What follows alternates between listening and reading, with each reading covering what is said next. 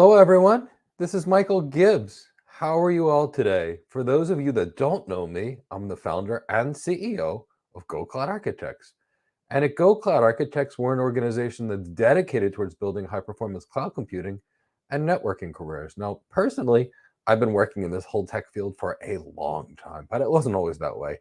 I started out as healthcare. I practiced internal medicine as a nurse practitioner, and then 25 years ago, I moved to tech as a network engineer, as a network architect, as a cloud architect, as an enterprise architect. I've done it all, and I absolutely love these positions. And because I think they are some of the best positions twice a week, 3 times a week, whenever I have the opportunity, I just like to come online so I can answer any questions about building your best technology career. Now, we specialize in networking careers and cloud computing careers, but we've been around forever.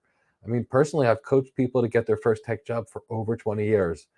And the reason I do this is I remember how hard it was for me when I wanted to go to tech. When I wanted to go to tech 20 some years ago, I did what a lot of people did. I thought the certifications were going to get me hired. And what I did is I took these boot camps, and they were expensive. I had spent $11,000 on a Cisco networking boot camp, a CCNP boot camp. I spent $5,000 on this Microsoft Certified Systems Engineers boot camp. And honestly, none of it was what was necessary to get me hired.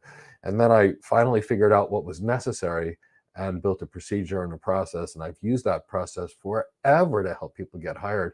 And the process is as follows. It's building such a degree of technical competency that the employers don't care about someone's background and making that person so likable that the employer basically has to look at this person and say, I can't live without them. So, when it comes to starting your tech career, there's just so many things you can do. For example, you can make sure that you know exactly the skills for your career. And that's why we're here. Because if you know exactly the skills that are necessary for your career, and you're really great at those skills that are so necessary, then you're technically competent. What do employers want in the perfect employee? Above all, they want technical competency, but they also want integrity and honesty. They want safe, meaning the person knows what they know and knows what they don't know, so they don't make mistakes. They want energetic, enthusiastic, passionate people.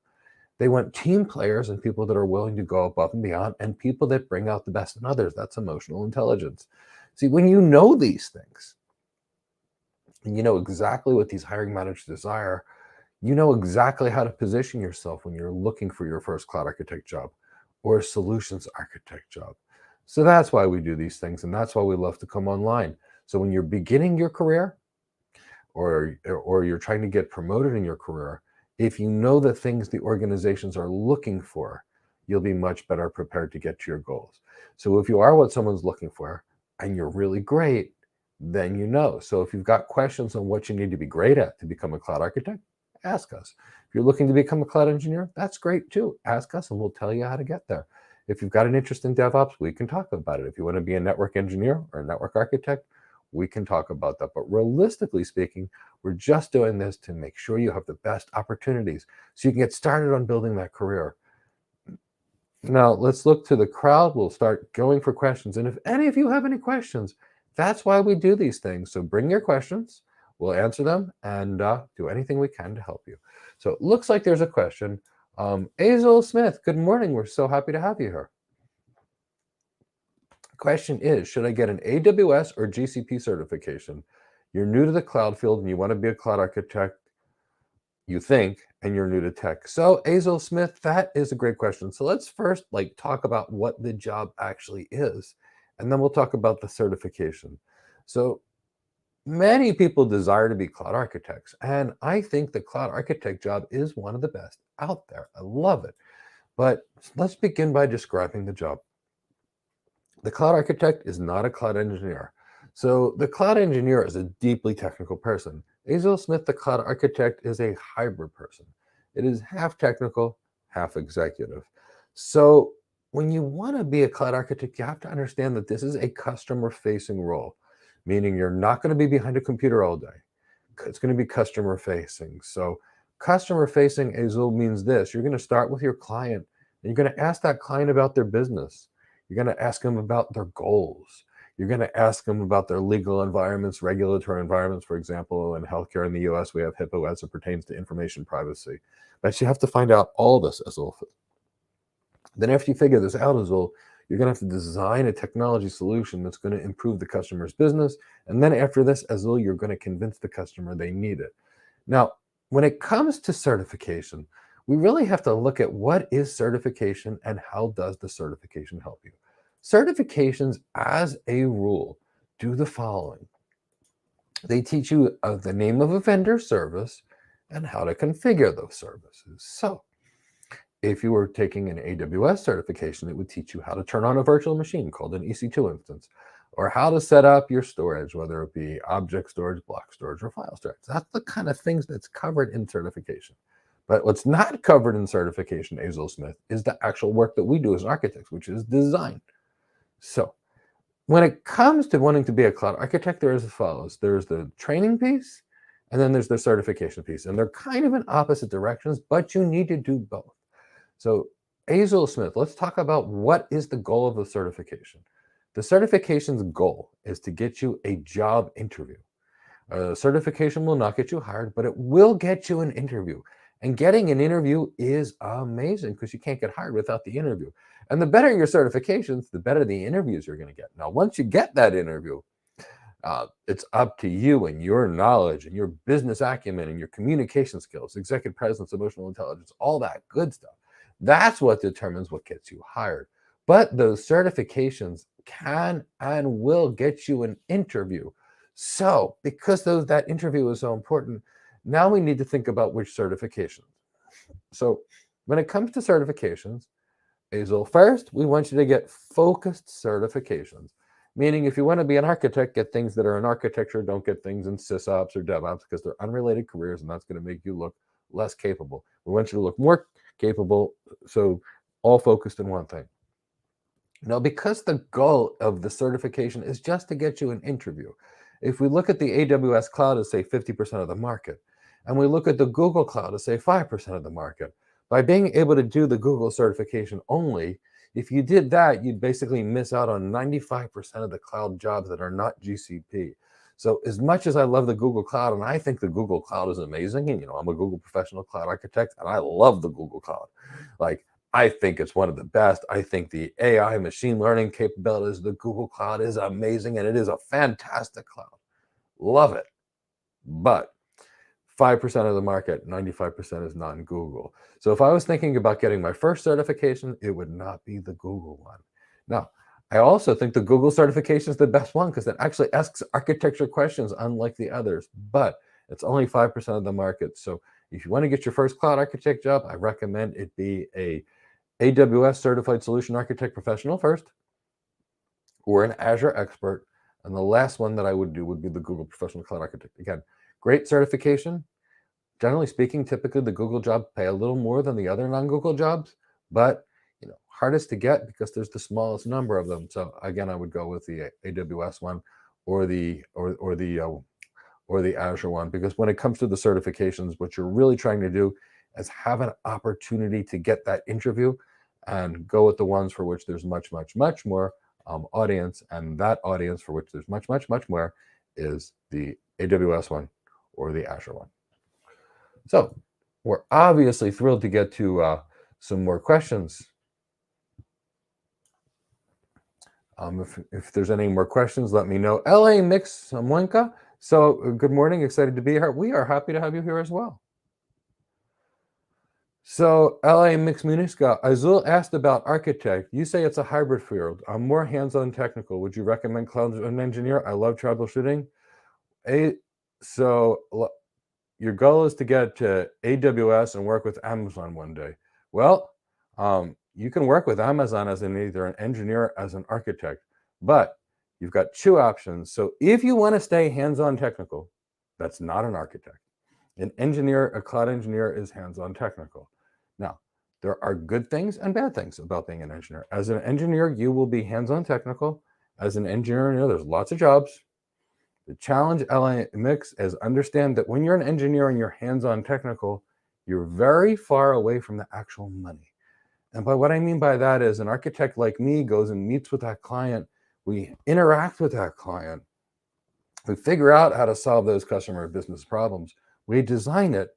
And then after we design it, we build it, we hand it over to a team of cloud engineers to build it. So I want to talk about being close and far away from revenue. Because the architect is going to go design it and help sell it, they bring money into the organizations. So when you bring money into the organization, you are the source of the organization's money. And when you are the source of the organization's money, they pay you much more. They treat you with much more respect, and you typically work a lot less. So by being the architect, you're going to get paid a lot more. You're going to have much more career progression because remember, you're closer to the money. You're the source of income coming into the business. As the engineer, you're really important because as the engineer, without you, nothing gets built. We architects can design all day, but nothing gets built. But you got to look at it this way. You are far away from the money. So what happens is we architects design it, the engineers go and build it. And because the engineers go and build it, while the architects are a source of revenue, the engineers are an expense to the business. So because the engineers are an expense, meaning they take money out of the building without of the business, without actually generating money for the business, understand there will be some substantial differences in your career as the engineer, as the architect. It happens in all careers. The closer you are to sales, the more of a revenue source you are, the more you'll be compensated, but also the more you'll be respected. But again, cloud architect, cloud engineer, these are really great jobs. I've done both. I've done the engineering, I've done the architecture. I will tell you, I much prefer the architecture work. But then again, I don't like sitting behind the desk. I don't like configuring things. And when things break, I'm much happier not to have to fix them. But I know how to fix them. It's part of the job. And it's all up to you. The key is you're going to be doing this 40, 50 hours a week for the rest of your life. You got to do something you love. So if you love being hands-on technical, be an engineer. Now I'll give you some tips, LA Mix Moinka. If you want to be an engineer and you want to build your career, learn some of these architecture things. If you train more emotional intelligence and presence and communication skills, as an engineer, it'll still have a massive impact on your career progression, your salary, the respect you receive in the organization. So if you get some of those architect skills in addition to the engineer skills, it will give you a much, much, much more. It'll give you a much better career. And there is, LA Mix Moinka, there is this one hybrid role that's really kind of good for people that like to be engineers, but still want to have a better option. And that's called the technical architect role. And it's a very rare role because most cases, architects are not technical. But there is this concept of you'd have a cloud engineer, and then right on top of the cloud engineer, you would have something called like a technical solution architect. And the technical solution architect isn't a regular architect per se. The technical solution architect is like an engineer with a lot of really good skills that's a little better in terms of design. They used to call them design engineers, and now they call them technical solutions architects. So you would have a cloud engineer that would be your most technical, and then a technical solution architect, which would be technical like a cloud engineer, but they're really good and you don't know what to call them, and you want to pay them more, so you call them a technical solution architect. And then above that on the pay scale would be the solution architect, which is a half business, half technical person. And then above that, you would have the cloud architect, which is, again, a half business, half technical person, but multiple clouds versus a single one. Then you'd have the enterprise architect, which is predominantly business and a little bit tech. And then you have the business architect, which is exclusively business and no tech, although we might actually use tech. And I've done all these roles. So the real key there is a mix. Find what you love. Do what makes you happy. And if you do what you love and it makes you happy, no matter what, you're going to be great. So hope I answered your question there. And, like I said, any cloud architect career question, we are very happy to answer on these forums, anything related to the careers. So do anything that you like, just be happy. Where is Cindy? My cat Cindy is not overly happy today. Cindy, today, for example, it's raining in South Florida. And Cindy, when I woke up this morning, she was between my feet, and then she came over and licked me and asked me to take her outside, walk me to the door. She looked outside in the rain. She looked at me. I opened the door. She looked outside. She stuck one paw in the rain, felt the water, and she ran right back into the house. And she is not happy right now. So in between these sessions, we're tossing aluminum foil balls around the house to keep my little cat happy. And she seems to be doing a little better, but she does not love the rain. So thank you for asking. And I got to tell you, LA Mix, even if you become an engineer and then choose to become an architect later, it's a great field. I did. I was an engineer for 6 months and then became an architect, and it was great. And this is what my cat Cindy looks like when it's raining outside. You can see exactly how unhappy she is with the rain. That person in the upper left-hand corner, that's Chris. He's my chief operating officer. We need him for everything. And he's super, super helpful. But that's my cat, and that's what she looks like every time it rains.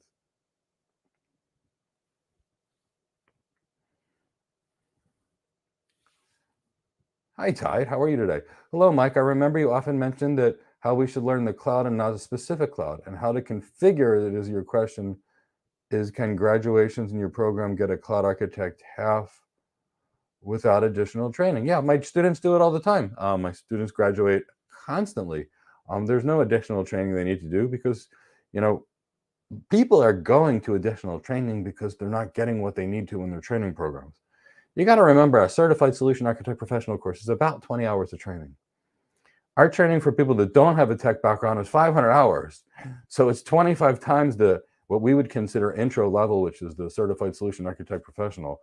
So of course, we've got people that graduate with, we typically get people a certification in our program.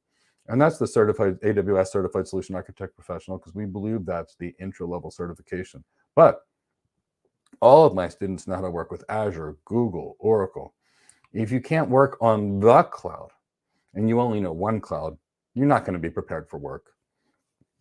The concept of a single cloud, in my mind, is insane. You know, I've been in this tech industry forever, and I've worked with clouds. The first cloud was in 1997. It was Frame Relay, or 1996. It's hard to remember. Prior to 2000, I worked on the ATM cloud. 2000, I worked on the BGP VPN cloud, RFC 2547, and the VPLS cloud. I've worked on so many clouds I can't even remember. And the key is you learn the tech. And then a buddy of mine and I, we decided we're going to make an Azure Expert course. And you know what? When we picked up the Azure Expert text, the two of us are looking through them and they're like, oh my God, these things are so basic. And why are they so basic? Because they're all the same as everything we're doing. So I had a student just a week ago get a great job with Google, and he's thrilled with it. So it happens all the time. I've got lots of students get great jobs with Google. I've got students that get great jobs with IBM. I've got students that get great jobs with AWS, students that get great jobs with Microsoft, students that get great jobs at Cisco, which has their own cloud, or Dell, which has their own cloud, or Palo Alto, which has their own cloud, although I haven't placed any students there recently. But the point is everybody's got a cloud, and all of my students here have no problem getting hired. Why do they have no problem getting them hired? Well, first, they're technically competent, because if you're not technically competent, nobody's getting hired. But technical competency is just not enough. In engineering, it's about technical competency, but in architecture, technical competency is half. But it's emotional intelligence, executive presence, presentation skills, ROI modeling, business acumen, CXO relevancy. These are the really critical skills for the architect. They're a very different set of skills. You've got to have both of those skills. You have both of those skills, boy, we'll be able to help you get to your absolute goals. But it takes both of those skills. So we can't just train the tech. It's not possible. This is a leadership thing, not just a tech thing. And that's why our people get hired, because we're actually solving the right problems. Why are people paying cloud architects? Why are people paying them? They're not paying them exorbitant amounts of money to go configure something. Not at all. Not at all. They're paying them to transform a business. What is that tech that can make the business perform better? That's what's going on. So you want a cloud architect job? Don't worry about it. Go get it. You'll get it. It's not a problem. Just be an expert at your one thing. Chris, if you want to bring in the next question. And if you've got some questions, by the way, please ask your questions. And if you're having a good time, if you can hit the like button. Adam said, you've been wanting to ask this question to IT Excel, but didn't have enough time. Which is better, an internship or a junior architect role for fresh graduates? Still have one more year of study. Well, if, Adam, you could find yourself a junior architect role, it would be better. Having said that, Adam, I've kind of seen some of your work and I've seen some of the documentation that you're writing, and I kind of know you and I know the quality of things and your capabilities. I don't see you having any challenges getting your first cloud architect job. So, I don't see that being a problem for you. You've got one more year to study. You're studying, you're learning, you're doing some great things. In this next year, continue to increase your business acumen, continue to increase the presentation skills, continue to increase the writing skills that you're working at, Adam, because I've seen them and they're getting pretty darn strong. Continue to work on your architectural design skills. You've got one more year before you graduate so that you're going to be solid. In this year, you're going to knock out that certified solution architect professional. I forget, Adam, whether you wanted to do something in the networking world or the security world. If it's networking, maybe knock out a CCNP. If it's security, knock out like a CEH master or a CCSP or a CISSP, some kind of good, strong security certification, if it's security you want to do. And if it's something else, you want to do that. Work on those presentation skills. Keep working on those architectural design skills. By the time you graduate, Adam, boy, your chances of getting something good are going to be really, really, really high. At that point, the only thing we're going to have to work around for you, Adam, is your age. So when people ask me, hey, I'm 50, is that too old? And I'm like, no, that's just perfect. When you are younger, there's going to be this perception of inexperience. So Adam, what we have to do with people that are like you that are a little younger, and I know you're a little younger, and you're also extremely smart, and you're also extremely motivated, is we have to, when it comes down to your interviews, we're going to have to show the world your competency and your business acumen and your communication skills are beyond your years. We're going to have to show the equivalence of a 35-year-old there. Then we're going to play to your strengths of, I'm young, and when I'm young, I learn faster than when I'm older. I have less wisdom when I'm young, but I learn faster. So we're going to have to make you extra good.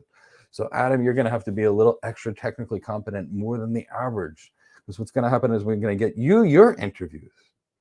Then you've got to be so good that they don't know what hit them, that it hits them in the face, like they just got smacked. Who is this young person that's so capable and so smart and so well-spoken? I forgot they were young. I thought they were 40. And I will tell you that I remember when I was in my professional career, I remember when I finally got myself some of these big leadership positions. And I remember being in a room and a dinner, and there was about 12 people at the table, and everybody was an executive from my team. And I remember my managers were at the table, and he's like, oh my God, he says, today was the first day I wasn't the youngest guy in the room at 45. There was somebody in the room that was 44. And he said, I am the youngest guy on this table, right? In this group.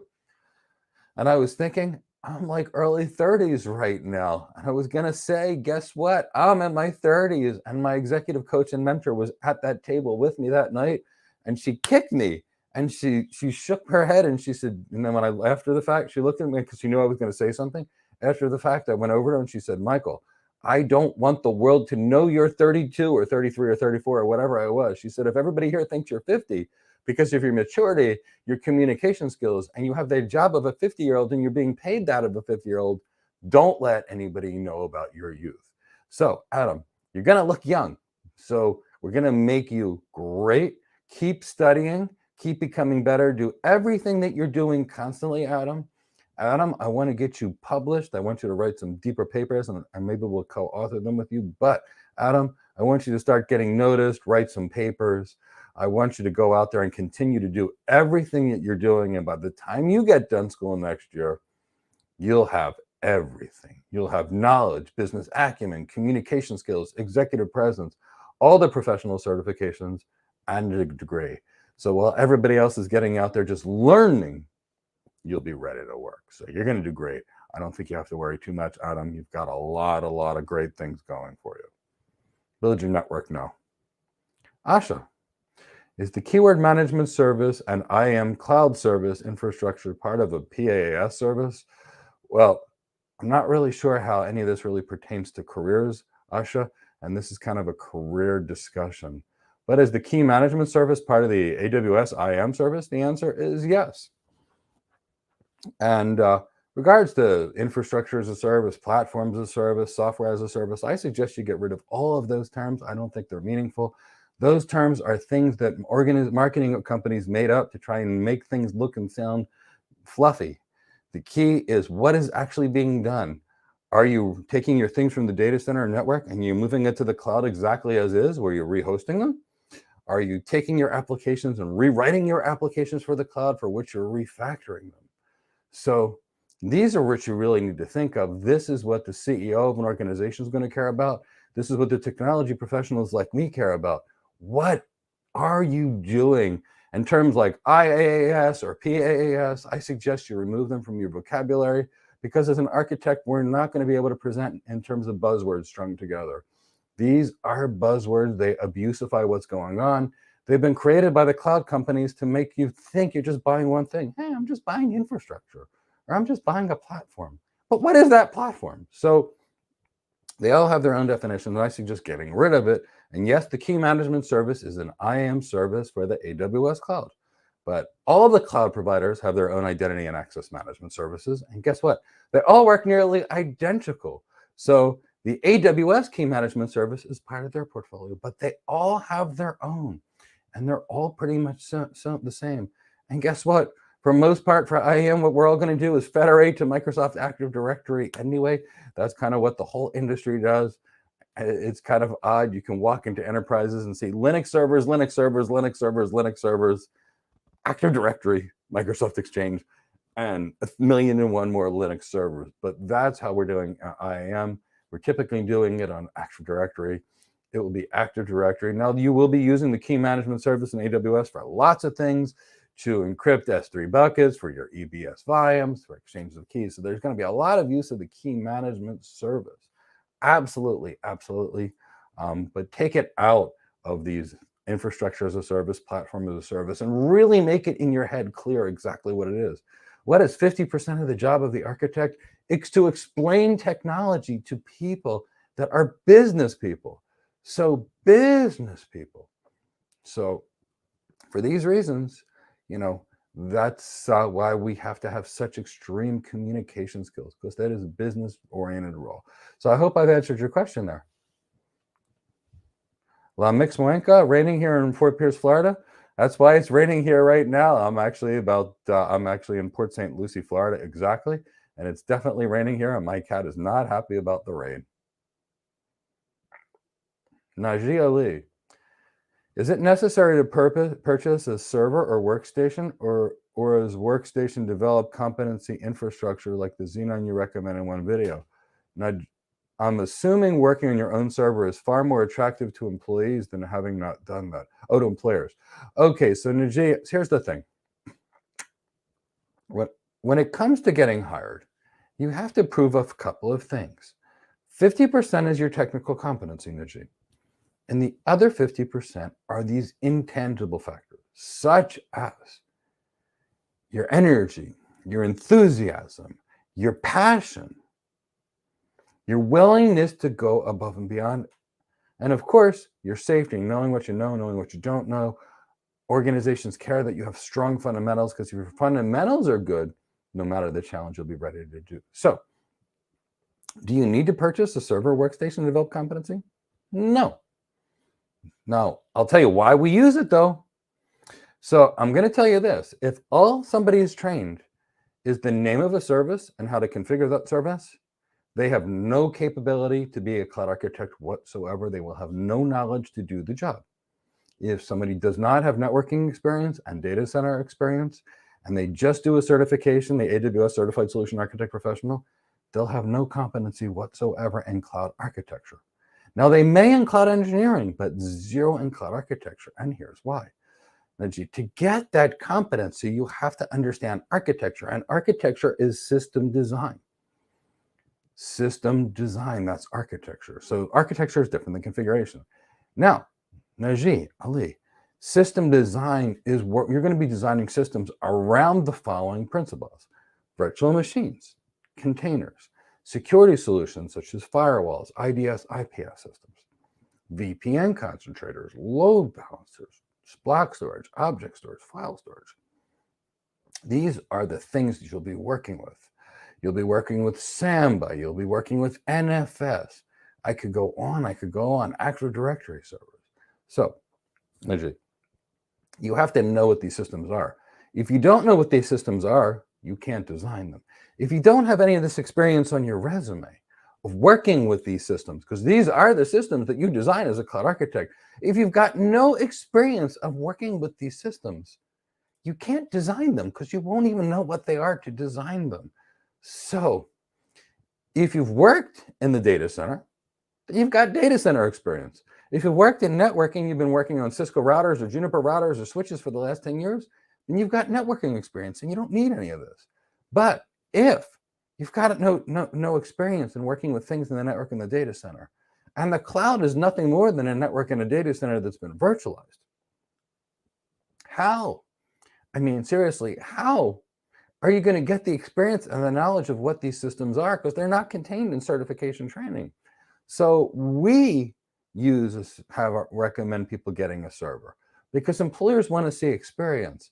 So now, when we have our students in our Cloud Architect Career Development Program, what we have them do is put things down like worked with set up VMware ESXi for enterprise-wide computing, designed and deployed container strategy for enterprise-wide computing, set up designed and deployed enterprise-wide firewall strategy for enterprise-wide security, set up VPN concentrators for enterprise-wide remote access, set up Active Directory for enterprise-wide domain authentication, designed and deployed NFS servers for enterprise-wide file sharing amongst Unix and Linux servers, designed and set up Samba servers for enterprise-wide file sharing with Windows systems, etc. Built in OpenStack Ansible Cloud for enterprise-wide computing. So Najee, when you have these things on your resume, now you have experience.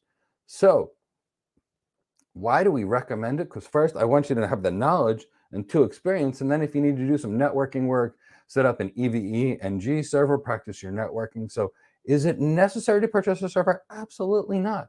Will it dramatically increase your chances of getting hired? Yes.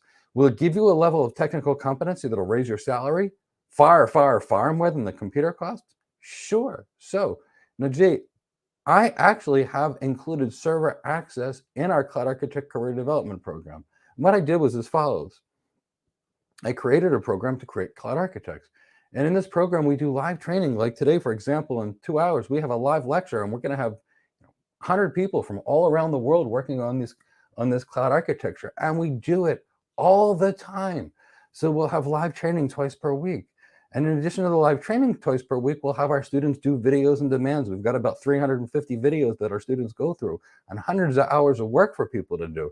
And we have our students do that in between classes. And then we have the students use our servers and do these same labs. Now, the cost of our program is less than the cost of one of these servers.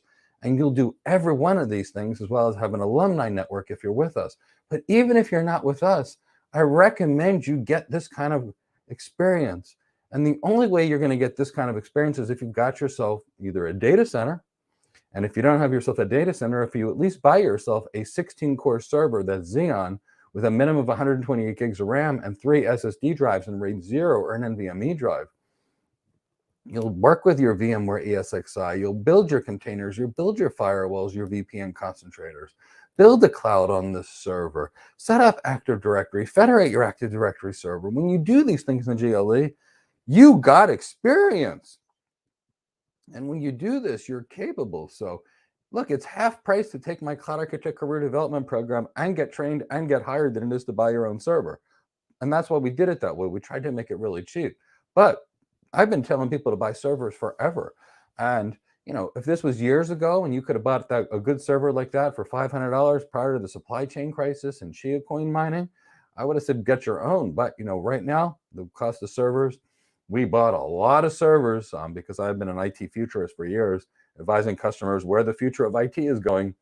And when I started to see what was going on with global supply chains, we bought a lot of servers. Remember, a lot of these things you're not going to be able to do to the cloud because they require nested virtualization, and the cloud providers will limit your ability to do these kinds of things. So GLE, it's not necessary. Nothing's necessary, but it will be a big help to your career. Chris, if you want to bring in the next one.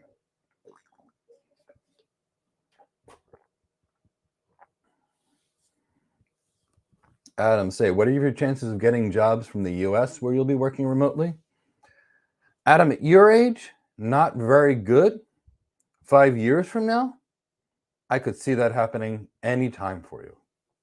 It's just that in your youth right now, when we get you finally fresh from college, it's probably going to be easier for you to get something that's where you're at or within a geographic region that's closer. But a couple of years later, with a couple of years experience, maybe even less, because I got to say, Adam, you're a pretty impressive guy and you learn really fast. You might be able to get there in a year or two, but I would say is you probably want to get a year or two of local experience first before you're going to get something in the US. Because when it comes to the US, actually, if it's remote to the US, it won't be as hard. But coming to the US will be harder. But still, I think it's going to take you a year or two's worth of experience. I think you should probably get something local. Where you're at, there's still a lot of cloud work, but you won't have a problem long term. You're going to be in really, really, really, really great shape.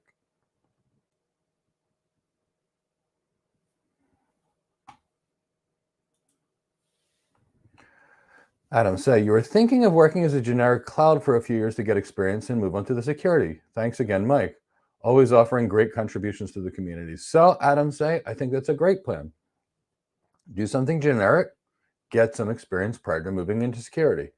Now, I still say, Adam, when you get done school, let's make sure we've got some strong security thing for you and some strong cloud thing. And by doing it that way, we're going to double your chances of getting you hired, position you for cloud security roles and position you for cloud roles. And that way, you've got double the opportunity.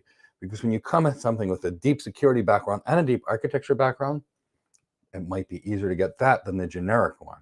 So we'll apply for both, Adam. We'll make the recommendations for both. But make sure by the time you're done, you've got a school, which is a year from now, you've got good, strong backgrounds on both. I think if you do that, you'll be in a great, great, great perspective. So that's my recommendations. If you guys are having a good time, if you can hit the like button. If you guys have any questions, please type them in the chat box. We do these for you. I come online as often as we can for you, and we do it because we know what it's like starting your career.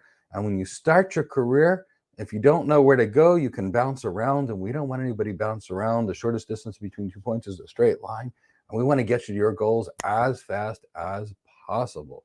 So, NGWE, good day to all watching from Cambodia. It's so good to hear from you, especially Cambodia. It's a long ways away, but we're thrilled to have you there.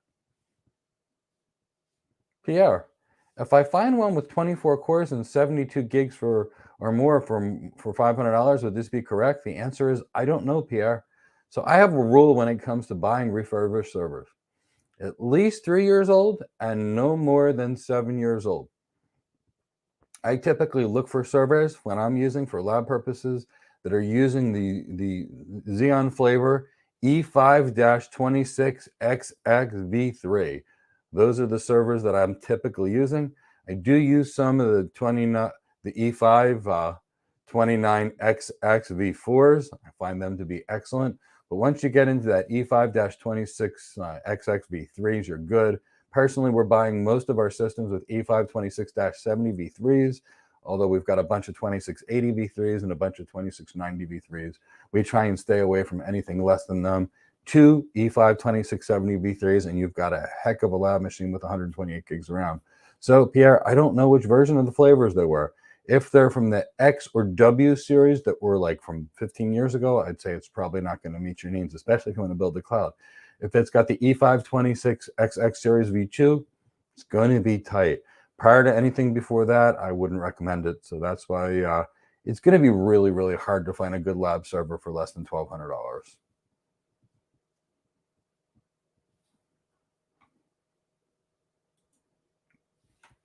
Valentine watching from South Africa. That's wonderful, Valentine. We've got a lot of amazing students in Africa, particularly in Nigeria and Cameroon, but all over Africa. And we have a lot in South Africa as well. And we're pretty excited because there's a lot of tech investment going around South Africa. So we love hearing this. Now, gee, thank you. Savings got wiped and you're working towards the server and into the course. Well, the course itself includes the server, so you won't need to do both. So at least hopefully that makes it a little cheaper for you. I understand hard times, and we've all had them, and that's why I've tried to make our course, which is really a $25,000 course, as cheap as it is and price-wise. And it's not a cheap course. It's a $25,000 course, but we do it for a single day's pay of a cloud architect. And that's why with the 20% off coupon, it's $800. And sometimes we run specials. It's to help people all over the world build their best career and do it at a price that anybody can afford. Because I know when I took my certification training and I took my career trainings 20 years ago, I spent $20,000 in the course of a couple of weeks. And when we're dealing with that was 5 years ago, which is like $60,000 or $70,000. And to get some of these good jobs, there is that cost. But that's why we do it, and we charge less than a server would cost. And the reason we do it is we want you out there to build the best careers, and that's why we work so hard to do it, because that's why we do what we do. So love to work with you. Like I said, you could always get yourself a server. Highly recommend it. On the server, you can do a tremendous amount of things. But make sure that if you're with us, it's covered. But if you're not with us, it's not just the tech for these architecture jobs. It's the executive presence, the communication skills, the emotional intelligence, the presentation style. All of that needs to be there. The ROI modeling needs to be there. So whatever you do, remember, this is not just tech. You've got to do both. And it's both of those things that really make the biggest difference. So it's the both of them. Focus on the business, focus on the tech, focus on the leadership, focus on the presentation, focuses on all of it, and you will get to your goals. So please ask any questions you have. I see some questions are also popping up in the chat box, but I want to help you guys all have the best careers in the entire world. So don't be afraid to ask your questions.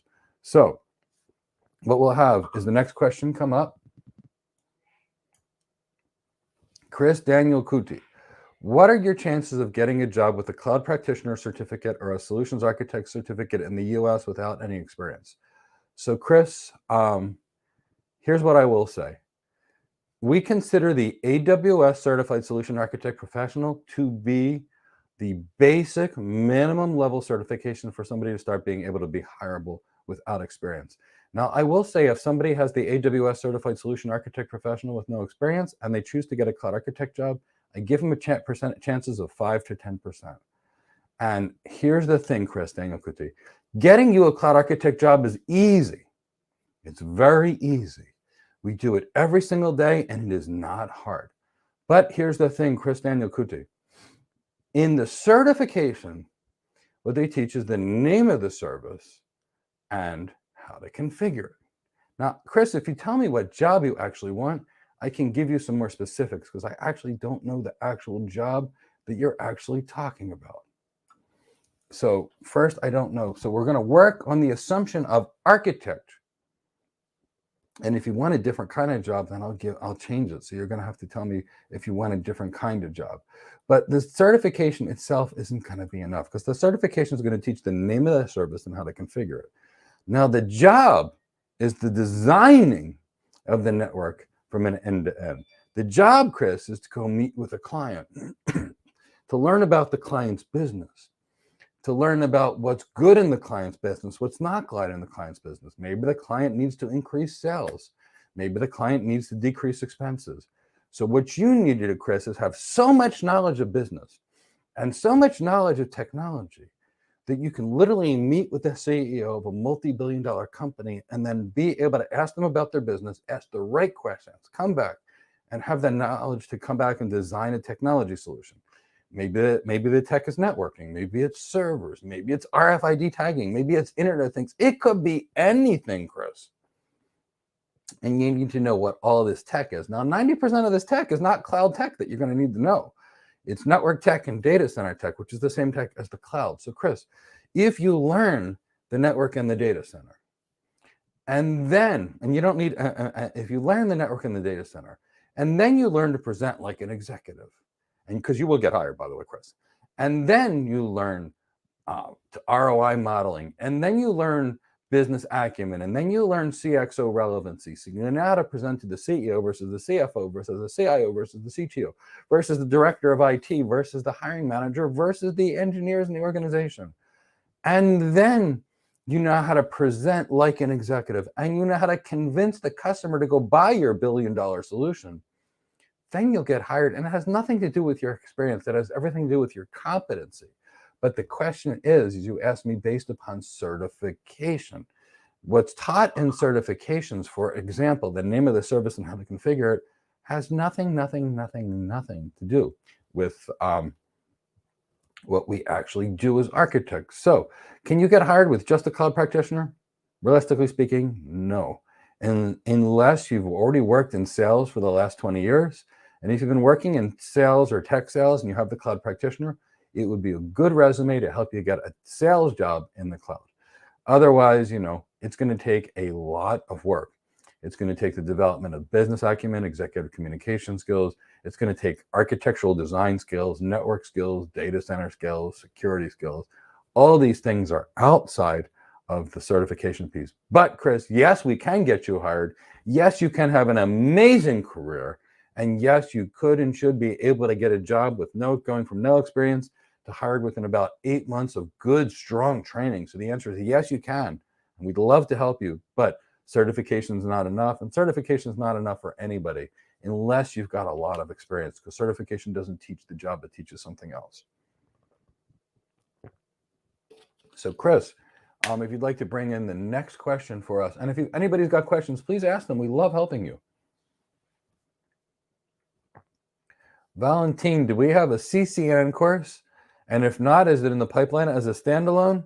Valentine, this month we asked everybody to vote for a free CCNA live bootcamp or a free AWS advanced networking. And guess what?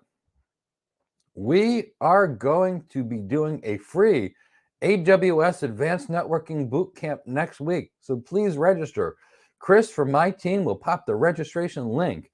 We will cover the AWS Advanced Networking. Now, I'm going to tell you, the AWS Advanced Networking is really basic because my CCIE number is 7417, and I've been a network architect for 25 years. When we do an AWS Advanced Networking course, it's not going to be an intro to junior level networking. We're going to put a lot more there. So, Valentine, yes, we're probably going to do a free CCNA class coming soon. And we'll do an AWS Advanced Networking one tomorrow. Networking is the foundation of all tech. Nobody knows the network. And if the network doesn't work, nothing works. And since there's a small number of people that truly know the network, and the network is so critical to everything in a cohesive end-to-end solution, the network is the solution to everything. So do we have a CCNA course? Is it probably in the pipeline? Yes, most likely. Will we do it for free? Most likely. Will we bring people from all over the world and do it completely for free to give you guys a chance to boost your career, to help teach you guys the fundamental skills so you can get cloud hired? The answer is yes. Look, everything we do at Go Cloud Architects is about getting you cloud hired. Whether it's building you the tech interview mastery program or building the cloud architect career development, it's about getting you hired. Look, I had at least 500 calls with recruiters to develop this program for the interviews. And you know what? It took 20 recruiters with 20 years experience and me to put together something. So we are not a certification company. We are about getting you hired. The reason, Valentine, we do these certifications is just to help you guys in the industry, because we know certifications are part of getting the interview. And it's our perspective that if we teach you guys certifications, we can actually teach you some of the content that's going to help you get hired too, not just how to pass the exams. So yes, definitely CCNA is something in our plans. We could change that if we see changes in the industry. Valentine, what we do constantly is we check the industry daily. We speak to recruiters. We speak to hiring managers. We look at job postings. And then we constantly aggregate and change what we do to be dynamic and interact with the market, because things change. But it is definitely as part of our plans and part of our list. Absolutely. And Chris, please feel free to bring in the next question. Lamix Moenko, what about the Network Plus course? So we strongly recommend against taking these A+, Network Plus, and Security Plus courses. They are not bad courses. CompTIA has done a good job with these courses, but the problem is employers tend to not value these courses, and these courses also come with the lowest salary of any certifications. So typically speaking, the A+, the Network Plus, that qualifies people in some cases to do help desk. In other cases, they typically work at a Best Buy Geek Squad. So the A+, Network Plus typically is not enough to actually work in the industry. Now, these are good certifications. The question they ask, it requires knowledge. So there's nothing wrong with the certification. It's the perception of the certifications. So the only courses that I ever recommend to beginners are the CCNA, maybe the Red Hat Certified Engineer. These are our versions of basics. We like to start with something that's got more industry recognition and much higher salaries and a greater likelihood of getting you hired. So we don't like the Network Plus. We like the CCN for people that want to do a network focus. We're also becoming increasingly fond of the Aviatrix Multi-Cloud Network Engineer Professional Certification. We love the CCIE, like me, that's my background. But we generally recommend, from a career perspective, not the CompTIA certs. Again, like CompTIA, I think they're a good company. What they actually test you on is great. But if you look at, statistically speaking, the salaries obtained by CompTIA people, they are much, much, much lower than the rest. And look, nobody gets hired from having a certification, but the certification gets you the interview. And we want bigger certifications to help us and help our recruiters get you bigger interviews for higher paying jobs, because if you get the interview and you're good, you get hired. So that's one of the things that we typically avoid. Again, that's kind of why we try and run these courses. So for networking, we like Cisco certifications, but for the cloud, we're starting to like this Aviatrix Multi-Cloud Network Engineer Professional. We're starting to see some really good things there, and we like it.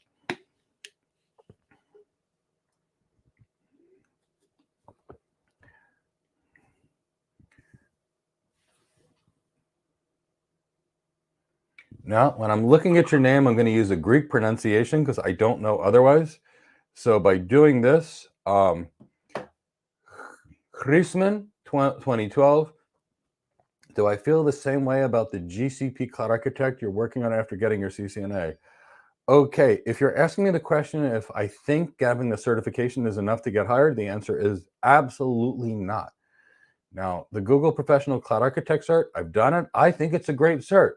That one actually even asks you a little bit about architecture and case studies. I would say, if you compare all the certifications, I would say that's by far the one that is the most relevant. But still, it is nowhere close to enough to get hired without some form of knowledge of the network and the data center. So I do think it's a good one to get. But again, it would not be my first. And the reason it would not be my first is the whole point of these certifications is to get an interview. Only 5% of the jobs are actually Google. Now, in Canada, that feels like there's a lot more of these Google Professional Cloud Architect jobs. And if I was in Canada, I would raise the portfolio of Google. Now, I did the Google one, and I got to tell you, it's by far my favorite exam of the bunch. But none of these certifications, none of them will ever get anybody hired. And you have to understand why. Why won't they get anybody hired on their own? Because these certifications are more related to the name of the service than how to configure it, even the Google one. And there's no design in there. No design. And because of that, no design, that's the whole problem. So these aren't necessarily relevant to the actual job of the architect. Now, when you start looking at these things, you got to also remember, Chrisman 2012, that architect jobs are half business and half executive positions. So it's not enough to know that going from the cloud shifts the cost from CapEx to OpEx. The cloud providers want to act like that's great. It could be terrific, or it could be the worst thing that ever happened to an organization based upon the organization's uses and their weighted average cost of capital and their financial structure. But you need to know that to advise the organization. And that's not going to be covered in these things. There's a way to interview an executive to obtain their business goals that won't be covered in this. There's a process to go evaluate the 100,000 subnets and the 200,000 servers the company has, and that's not going to be covered there. There's going to be a way to evaluate an organization's services and their servers and their storage, and the performance, and it's not covered in any of these courses. Then there's going to be the migration plan, and again, that's not even covered in these courses. And then there's the workflow process redesign, which you have to do this part of that. And again, none of that stuff is covered here. So the key is these certifications don't even scratch the surface of the job. That's why the certifications have a huge mismatch. That's why we do what we do. Look, these jobs are not hard to get. And when you have the right skills, not only do you get them, you get multiple offers per day without you even leaving your house, because there's such a demand for people that can actually transform businesses with technology. So if you want a great cloud career, go out there, grab it. It's amazing. It's amazing. Go get it, Chrisman. But it's not going to be in the certification piece. It's going to be in all that. So take our training, you'll be good to go. If you're not in our training, you want to know what to do, I'm going to tell you right now. First, start with these 4 books. Stevens, TCP/IP, Internet Routing Architectures by Bassam Halabi, Routing TCP Volumes 1 and 2 by Jeff Doyle. Those 4 books, about 6,000 pages, about $250, will start to give you an intro to the network. Now, in addition to that, then what you could do is you could learn about NAT, one-to-one NAT, one-to-many NAT, static NAT, dynamic NAT, NAT overload, PAT, what have you. And because none of those things were going to be covered in those books. Then, you need to learn about VLANs and 802.1q tagging and Q and Q tagging and Ethernet over MPLS and software-defined networking. Again, none of that's going to be covered in those 6,000 pages, but you're going to need to understand all of it. Spanning tree, rapid spanning tree, trunking, all that stuff. Port aggregation, ether channel, link aggregation, all of that. Unilateral link detection, when one of the lasers goes down on a fiber optic connection. All of that, minimum level of networking knowledge. Then you're going to have deep knowledge of servers and server virtualization and containers and firewalls and VPN concentrators, IDS, IPS system, or next generation firewalls, because you're not going to be working with these cloud native security solutions. You're going to be bringing in stuff. You're going to have a lot of knowledge of load balancers.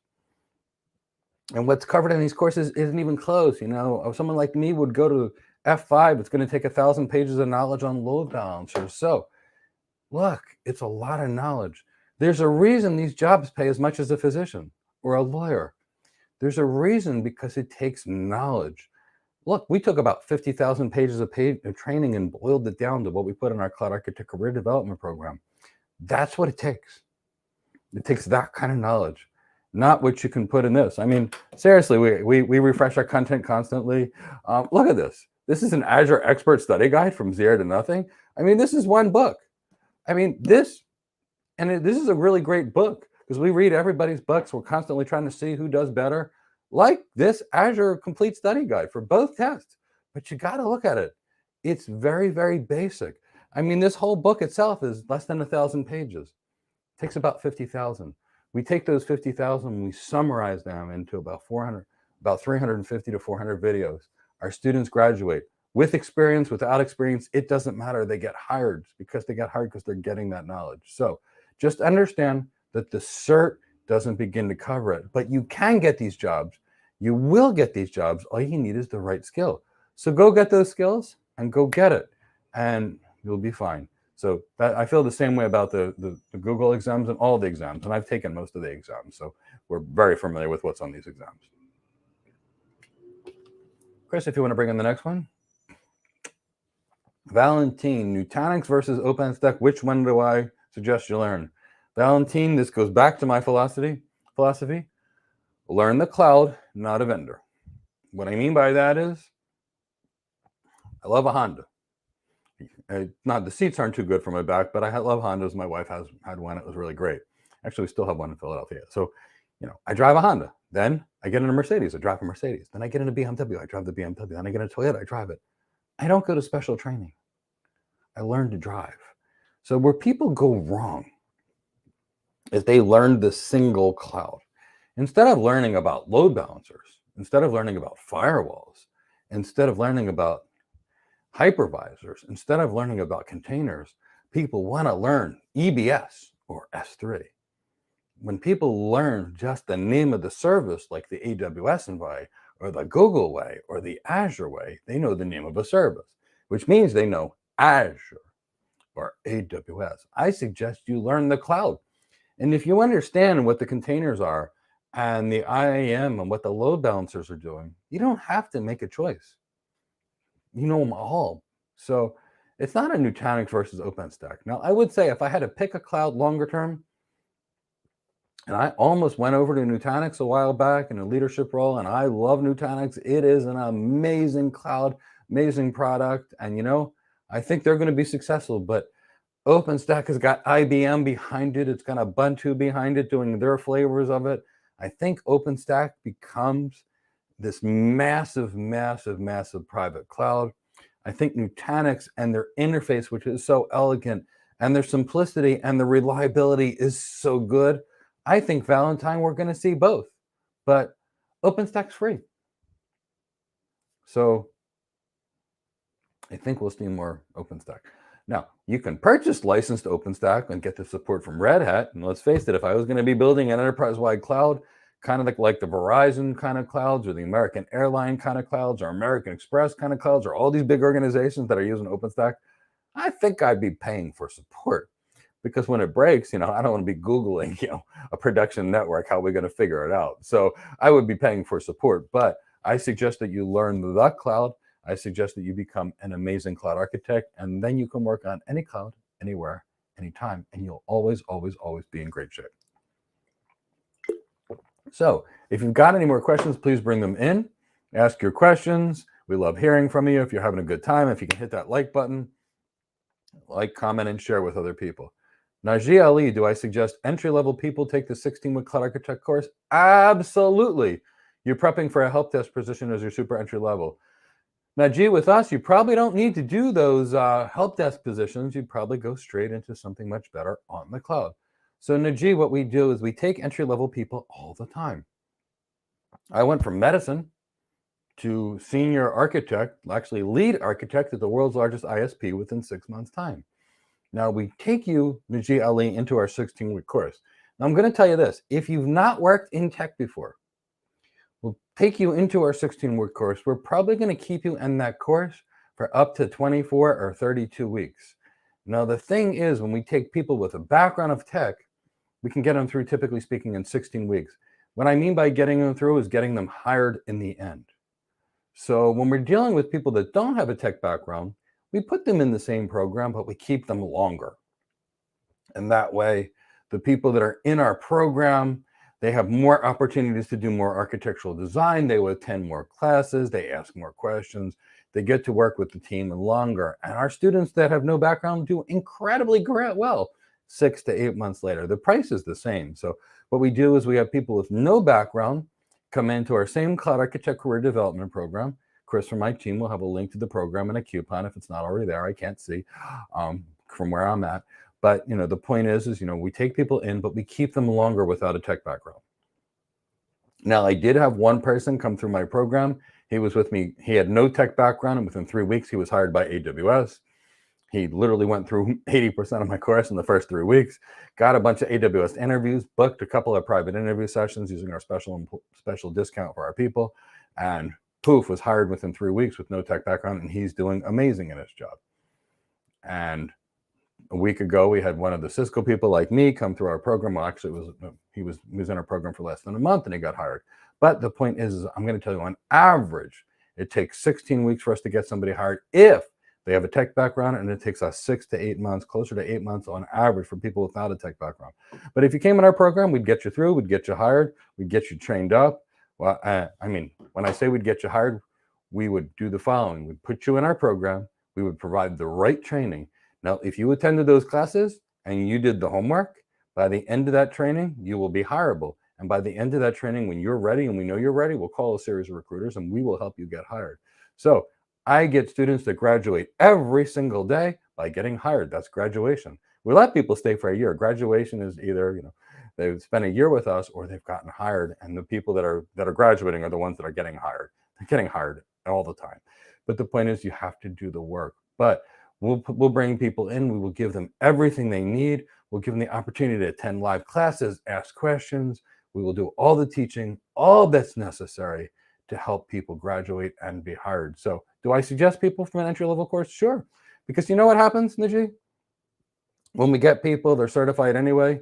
Here's what we realistically speaking have to do. we have to start them from ground zero anyway. And the reason we have to start people from ground zero is the cloud is a network and a data center. And unless somebody's a network engineer or a data center engineer, their training that they've had or their experience isn't cloud anyway. It's other careers. So it doesn't matter. Almost everybody, except for we network engineers, is basically a brand new non-tech person when they're coming to the cloud. So it really doesn't matter. Now, what I will say is what these jobs are made better by customer service experience, sales experience, leadership experience, consulting experience. And if you've got any of those experiences, that will be a massive, massive, massive help to you in your career. Friday. How much time per week is your program for someone with a non-technical background? Well, Friday, it depends on how fast I want to get through. For someone with a non-technical background, we're looking at about 20 hours a week of training for 6 to 8 months to get hired, on average. On average. So, and the reason is that we've got a big program to get you through. And we have to get you through a big program. See, this is not a junior level job. This is not what people would convince you in the certification piece, or all you have to do is know something and click a couple boxes on the management console. So it's about 20 hours a week, which for at least 24 weeks to really do it if someone doesn't have a tech background. But we consider that to be honestly very small. For example, when I became a nurse practitioner, I had like 40 hours of clinicals every week for 2 years straight. That was 4,000 hours of clinicals and classes just for that. And prior to that, I went to school for 5 more years before that, had 20 hours a week of clinicals, and had to have a certain number of hours of work experience just to begin. So realistically speaking, 20 hours a week, we consider to build an elite career, a career that pays as much as a physician or attorney. We consider it to be, not a lot, but 20 hours a week for 6 to 8 months is realistically speaking exactly what it's going to take to get you through, to get you hired. But you do that, you will have an incredible career when you're done.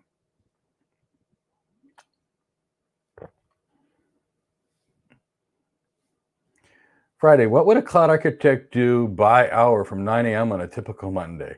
Well, Friday, I'm going to tell you, there is going to be no such thing as a typical Monday. I'll give you an example of what a couple days what a cloud architect would do. An example day would be as follows.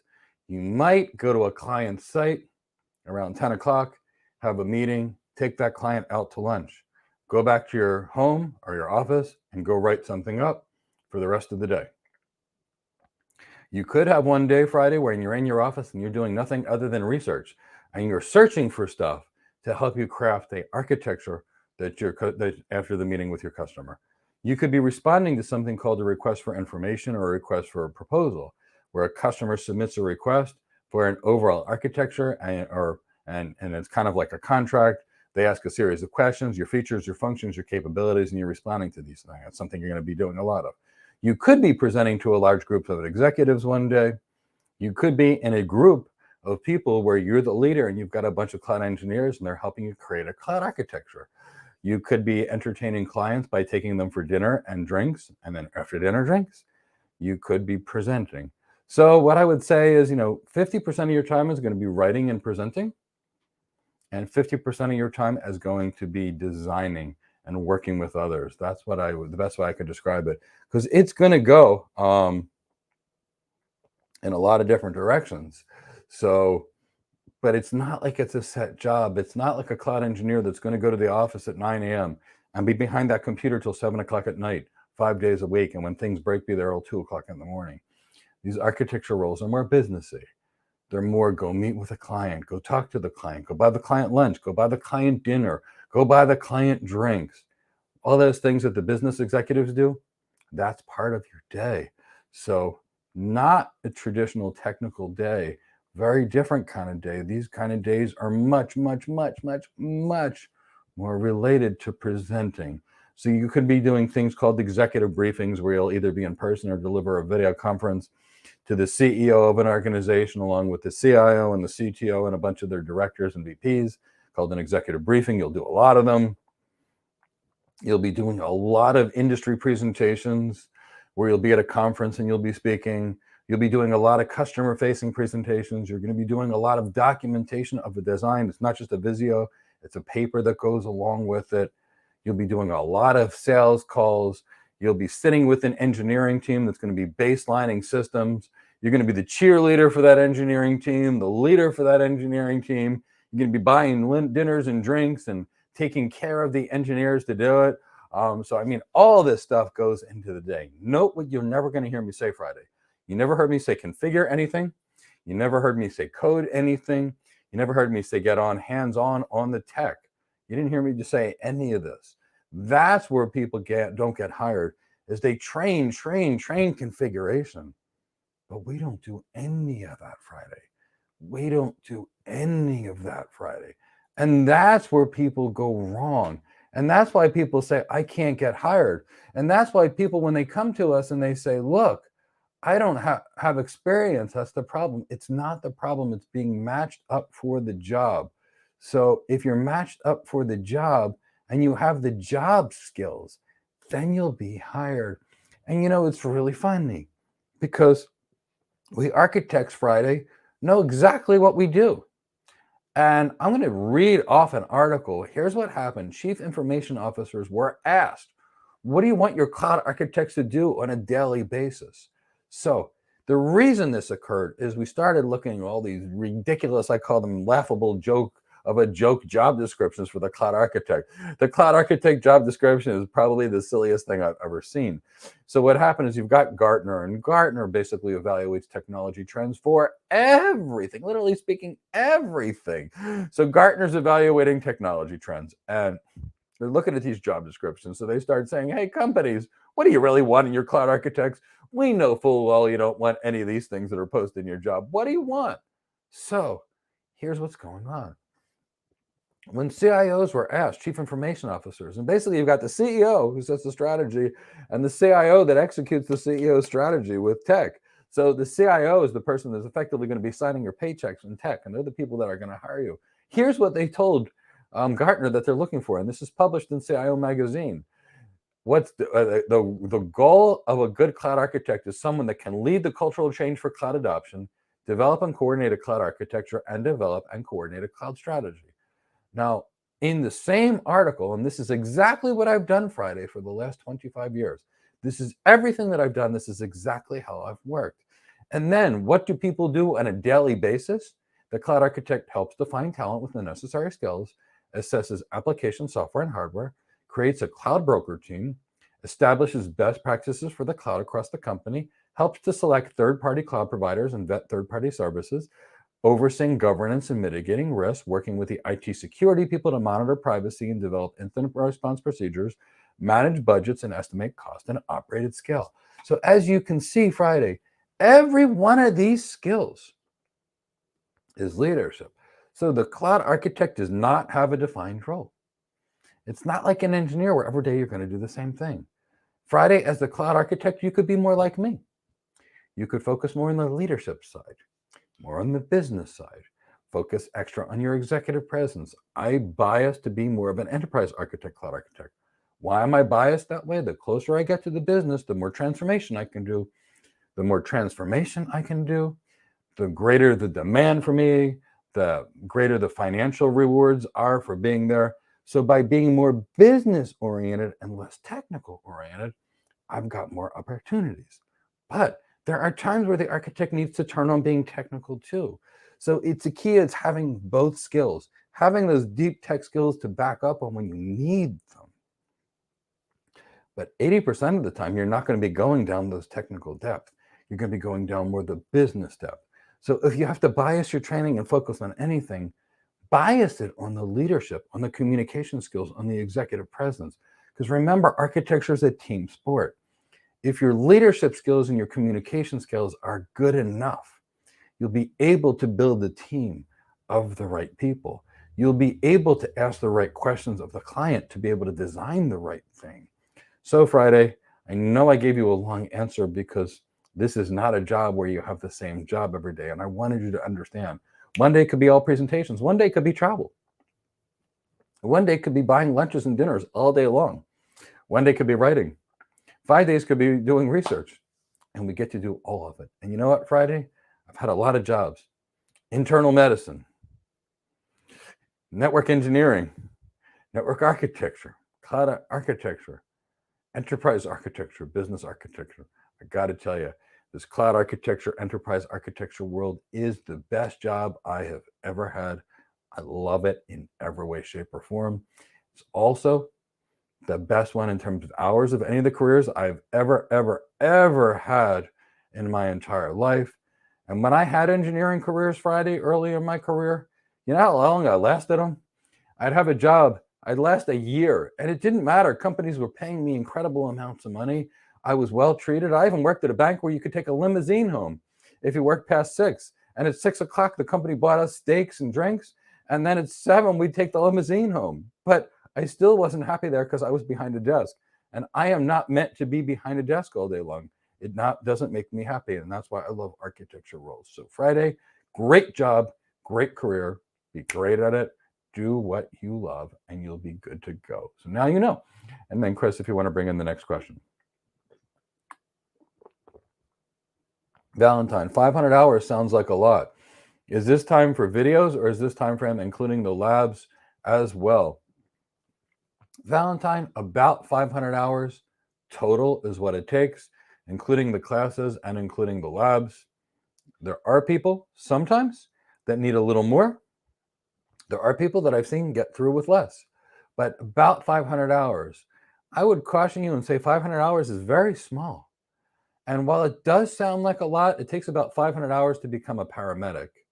But I really want you to think about what it takes to get a job like an architect job. So a good cloud architect job pays as much as a physician. A physician goes to school for 4 years undergraduate. Let's just say those 4 years undergraduate are about 3,000 hours. Then let's talk about the time that's spent in medical school. Medical school is 40 hours a week for 4 years straight. So that's another 8,000 hours. So now we're up to 11,000 hours of training. Now that physician will typically have to do a 3-year residency and internship that's 80 hours a week. So now let's add an additional 6,000 hours, and now that's 17,000 hours. Now, Valentine, if that physician wants to do anything interesting, they're going to do a fellowship that's a couple more years. We'll add another 6,000 hours. So we're over 20,000 hours for entry-level practice for a physician. Now, a cloud architect in many cases will earn more money than that same physician without the $250,000 education, with about 20-some thousand hours of less training. So, Valentine, that's where people get these architectural roles kind of confused, at least from my mind. Somehow, the industry thinks that people can get these roles with a 20-hour certified solution architect professional course. And Valentine, you can get these amazing jobs, and I know exactly how successful you can be because I know you can and will be if you choose to be. But it really does take that amount of time. It just does. These are big jobs. The fact that we're able to squish this down into 500 hours feels like nothing to me, because if we weren't really efficient, this could easily be 5,000 or 10,000 or 15,000 hours to really get it right. These are big, big, big jobs. And that's why they pay well, and that's why the career progression is great, and that's why everybody wants them. And that's why these jobs are so easy to get for people like me or all the people that have these backgrounds. And not only are they easy to get, the recruiters literally will call you with these most amazing offers because there's almost no one that's been willing to invest the time to learn these things. So when the world needs you so badly, and the demand for architects is through the roof, and the supply of real architects is like zero. I mean, literally speaking, like zero.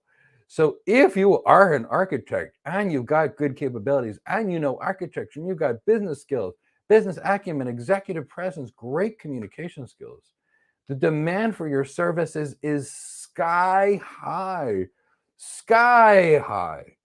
And that's why these are the best careers. So, Valentine, nothing good comes easy. 500 hours is with us as experts taking things that are complicated and making them easy. And 500 hours is the best we can do. So if it sounds like a lot, the answer is because it is. This is a big job. And 500 hours is us really taking like 10 and 15,000 hours and squishing it into 500 because we're really good at it. That's our strength. Our strength is lots of things, but one of the things we're exceptionally good at as an executive team that runs this company is when you write for an executive, you have to get a lot of content in a short period of space. So for example, when I did my MBA, it was go write this 40-page paper about a topic. What they should have told us is write that 40-page paper and then squish it down into 2 pages. And that's what we've actually done here. So realistically speaking, that's my guidance for you. If you want a career like this, go after it. Literally speaking, just go after it. You can and will be successful. There's just some work to learn. But guess what? The fact that it's 500 hours promotes a barrier to entry that will keep 95% of the population away. By keeping 95 or 96% of the population away, you will get the best opportunity for you. Next question from Chris Daniel Kutu. Do I think having deep knowledge of Linux is important to be a cloud architect? Well, Chris, I think knowledge of Linux is absolutely critical. Now, again, I want to caution you the difference between an architect and an engineer. As an architect, it is essential to understand Linux and know Linux. The whole cloud is built on Linux. You must know Linux. You must understand, the hardware layers, the kernel modules, the kernel, your system libraries, the architecture of Linux. You also should know how to navigate the Linux Unix file system, Chris. Very critical. Now, you have to remember if you're going to be an architect. Now, I caution you against being an AWS architect. I would strongly recommend you become a cloud architect. An AWS architect is someone that only knows AWS. And I got to tell you, as much as I love AWS, the concept of a non-multi-cloud or non-single cloud is almost dead. About a year ago, one of the cloud providers made a decision, escorted somebody out of their cloud because of some business practices they didn't like. And knowledge of just going straight to AWS or straight to Azure, it all died. Everything became multi-cloud, and it became multi-cloud like a vengeance. So first, I recommend learning the cloud, not learning AWS. Now, I still want you to get certified as a certified solution architect professional. That's your basic intro certification. And I want you to pick a home cloud, and it can be AWS. But I recommend you learn the cloud, not AWS. And that way, if you know what a virtual machine is good on Azure as a virtual machine, on Google as compute, and on AWS as an EC2 instance. If you need blob object storage, it could be Microsoft Blob, it can be AWS S3, or it could be Google Cloud Storage. So I recommend you learn the cloud and not a cloud provider, because it won't be enough to learn a cloud provider to actually get hired. You need to learn the cloud. And it'll offer you much more career potential, much higher salaries to learn the cloud than just learning that. So first, I recommend learning the fundamentals and learning what these systems are, and then you know all the clouds. So knowledge of Linux, yes, absolutely critical. Now, the depth of that knowledge is the difference. If you're a cloud engineer, you're going to be working with Linux all day, every day. So as that cloud engineer, you're going to have to be great with Linux. You're going to have to be an expert on writing shell scripts. You're going to have to know where all those etc folders are. You're going to have to know how to restart your services. You're going to have to know how to uninstall packages. You're going to have to know how to harden your Linux operating system. You're going to have to know how to do all that stuff if you're a cloud engineer. But as a cloud architect, we don't configure, Chris. So since we don't configure as a cloud architect, we are systems designers. So as cloud architects, as systems designers, we have to know how the operating system works for these reasons, Chris. The cloud is built upon Linux. All the cloud is, you have hundreds and thousands and millions of servers sitting around there. You take these servers, somebody at the cloud provider installs a Linux kernel, and they install the Linux control plane, which basically monitors the servers.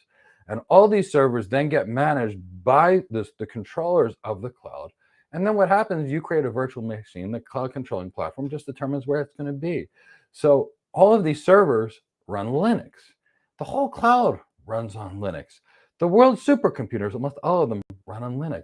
Of the top 500 websites, all but 2 run on Linux. So everything is on Linux. So Chris, you must know Linux for any of these jobs.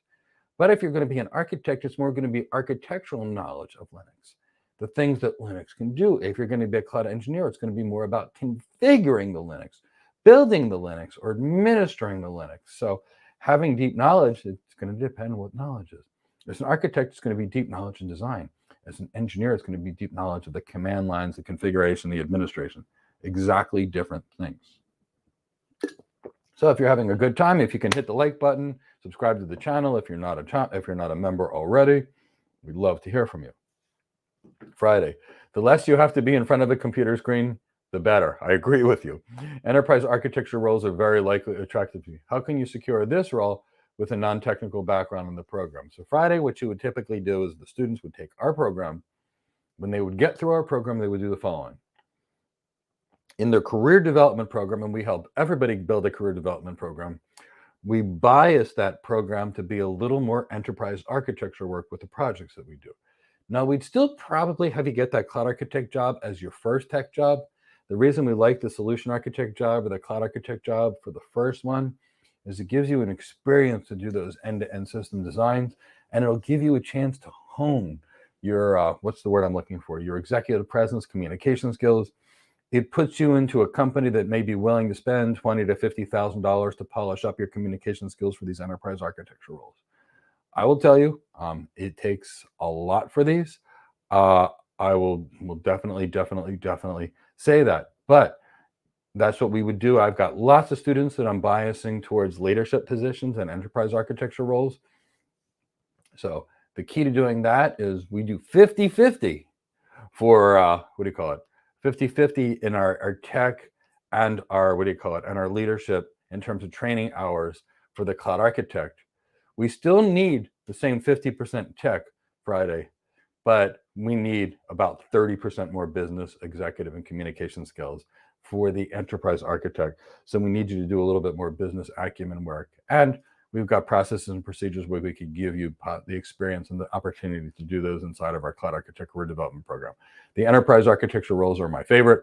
They have the most career opportunity, the highest pay, and they are the ones where you are the least likely to be in front of your computer all day.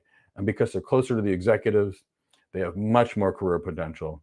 They're much likely to move into a VP position, a CIO position, a CTO position. So we love these roles. Now, we bias our training towards the enterprise architectural role anyway. And the reason I do that is when we're first dealing with people, we have to give them the expertise and the oomph and the things that they need. So we bias towards this because look at it this way, Friday. You've got two candidates coming in. Candidate one is a technical guru, and they score a 45 out of 50. But they're miserable to be around, and their non-tangible scores on their interviews is 20 out of 50. So that gets them to be a 65 out of 100. Where us, if we look at it this way, if we get someone to 40 out of 50 on the technical competency, because they don't have experience, and we can do 40 out of 50, and that's about the best we can do in 500 hours of training. But if we can get someone to 45 or 50 out of 50 on the attitude, emotional intelligence, communication skills, business acumen, executive presence, now we're dealing with a 40 and a 50, which is a 90. That person's getting hired all day. Their age is irrelevant. Their educational background is irrelevant. Their experience is irrelevant. So that's why we do it the way we do it. We have to make you not only have all the skills, but so likable and so loved in so many ways that they can't not hire you. Those two factors are equal 50-50 in our program. The likability as well as the technical competency. You need both. You must have both. So that's how you would do it. Roger Marine. Beautiful dog, by the way. You have a BS in cybersecurity, 20 years experience in IT, but you're having difficulty in getting a job. Do I think cloud training will help? You studied for your degree and your ISC2 cloud cert. So, Roger Marine, I don't know what's keeping you from getting your job. Generally speaking, if anybody's been on more than 3 interviews and have not been hired, there's typically a problem. The problem typically is one of the following.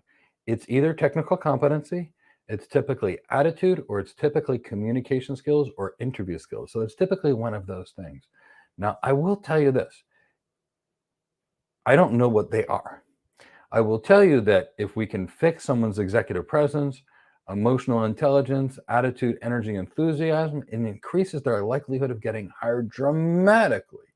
But, I don't really know what you've done in IT.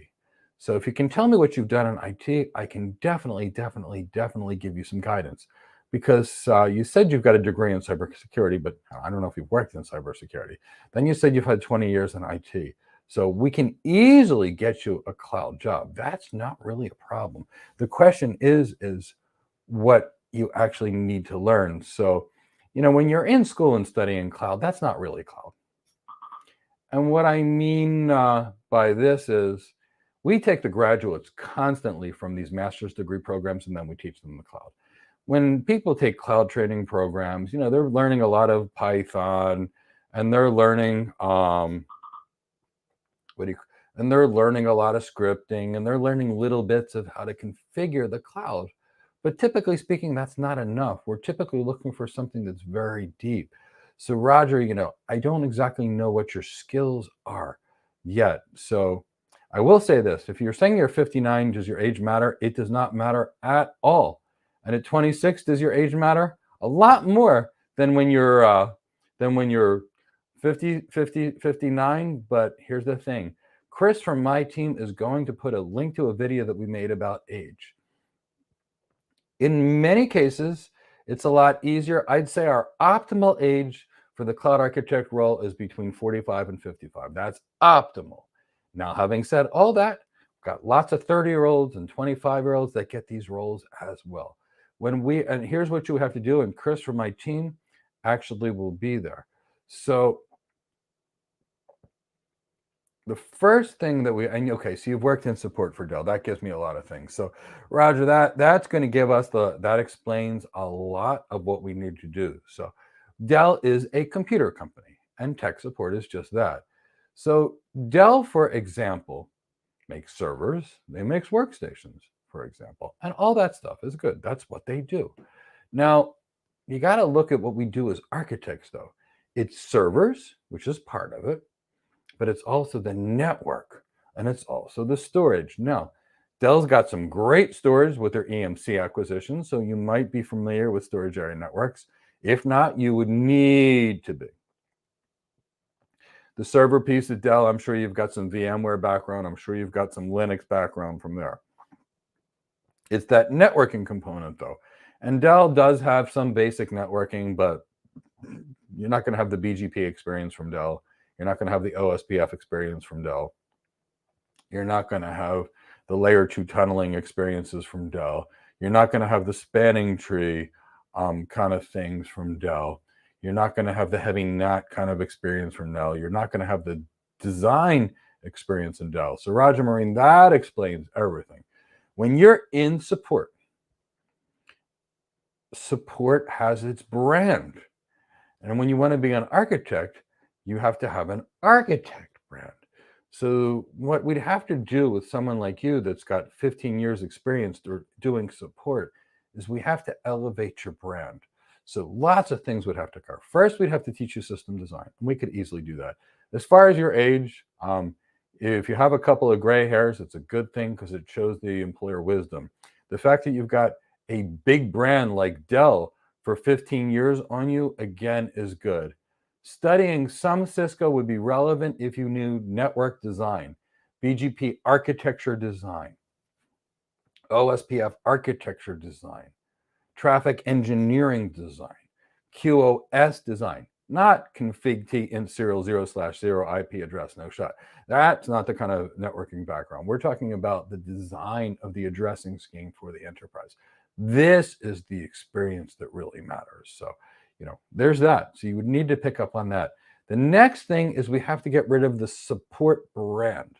So I hate this, and I don't agree with this one bit, but the reason I tell people not to study sysops, and the problem when you've done support is for some crazy reason, the industry have gotten a percentage that the operations people or the support people don't have executive presence or don't have communication skills. So when we're dealing with support people or sysops people, we need to do a massive rebrand. These people typically have a bunch of certifications that are on 1,000,001 things that are not relevant. We have to hide some of the certifications. We have to take the big ones and highlight, there you go, you have a lot of IT certifications. That's going to keep you from getting hired. So we'd have to pick out the big certifications and kind of bury the rest in there. Then what we'd have to do is we'd have to do the following. We'd have to take all those tech things that you did and then translate them into something business oriented. We'd have to show the transformation of the businesses that you've helped. We'd have to show some metrics, some case completion, customer satisfaction. Now, Roger Marine, what we do love of support people is people call up and they're angry. My computer's not working and I need it fixed now. And you got to make that person happy. Now, Roger Marine, that is your best skill if you've worked in support for 15 years.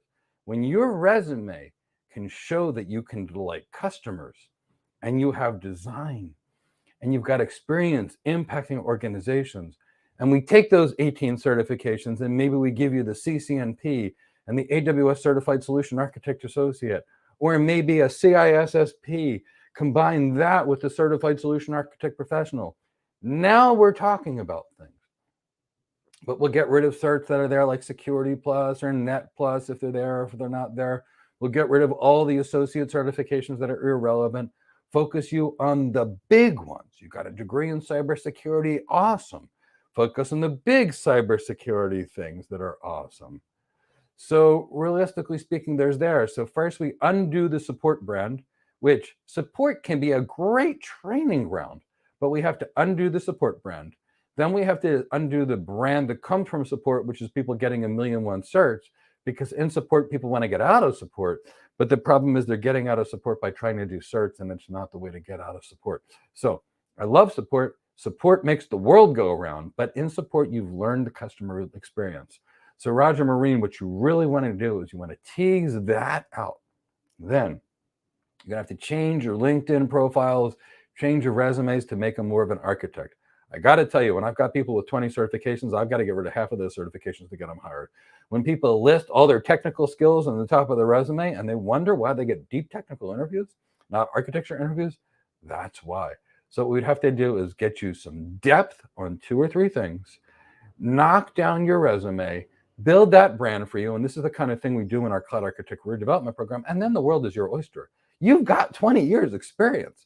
20 years at Dell, the world's largest technology company. So, that's a great thing. So build that brand.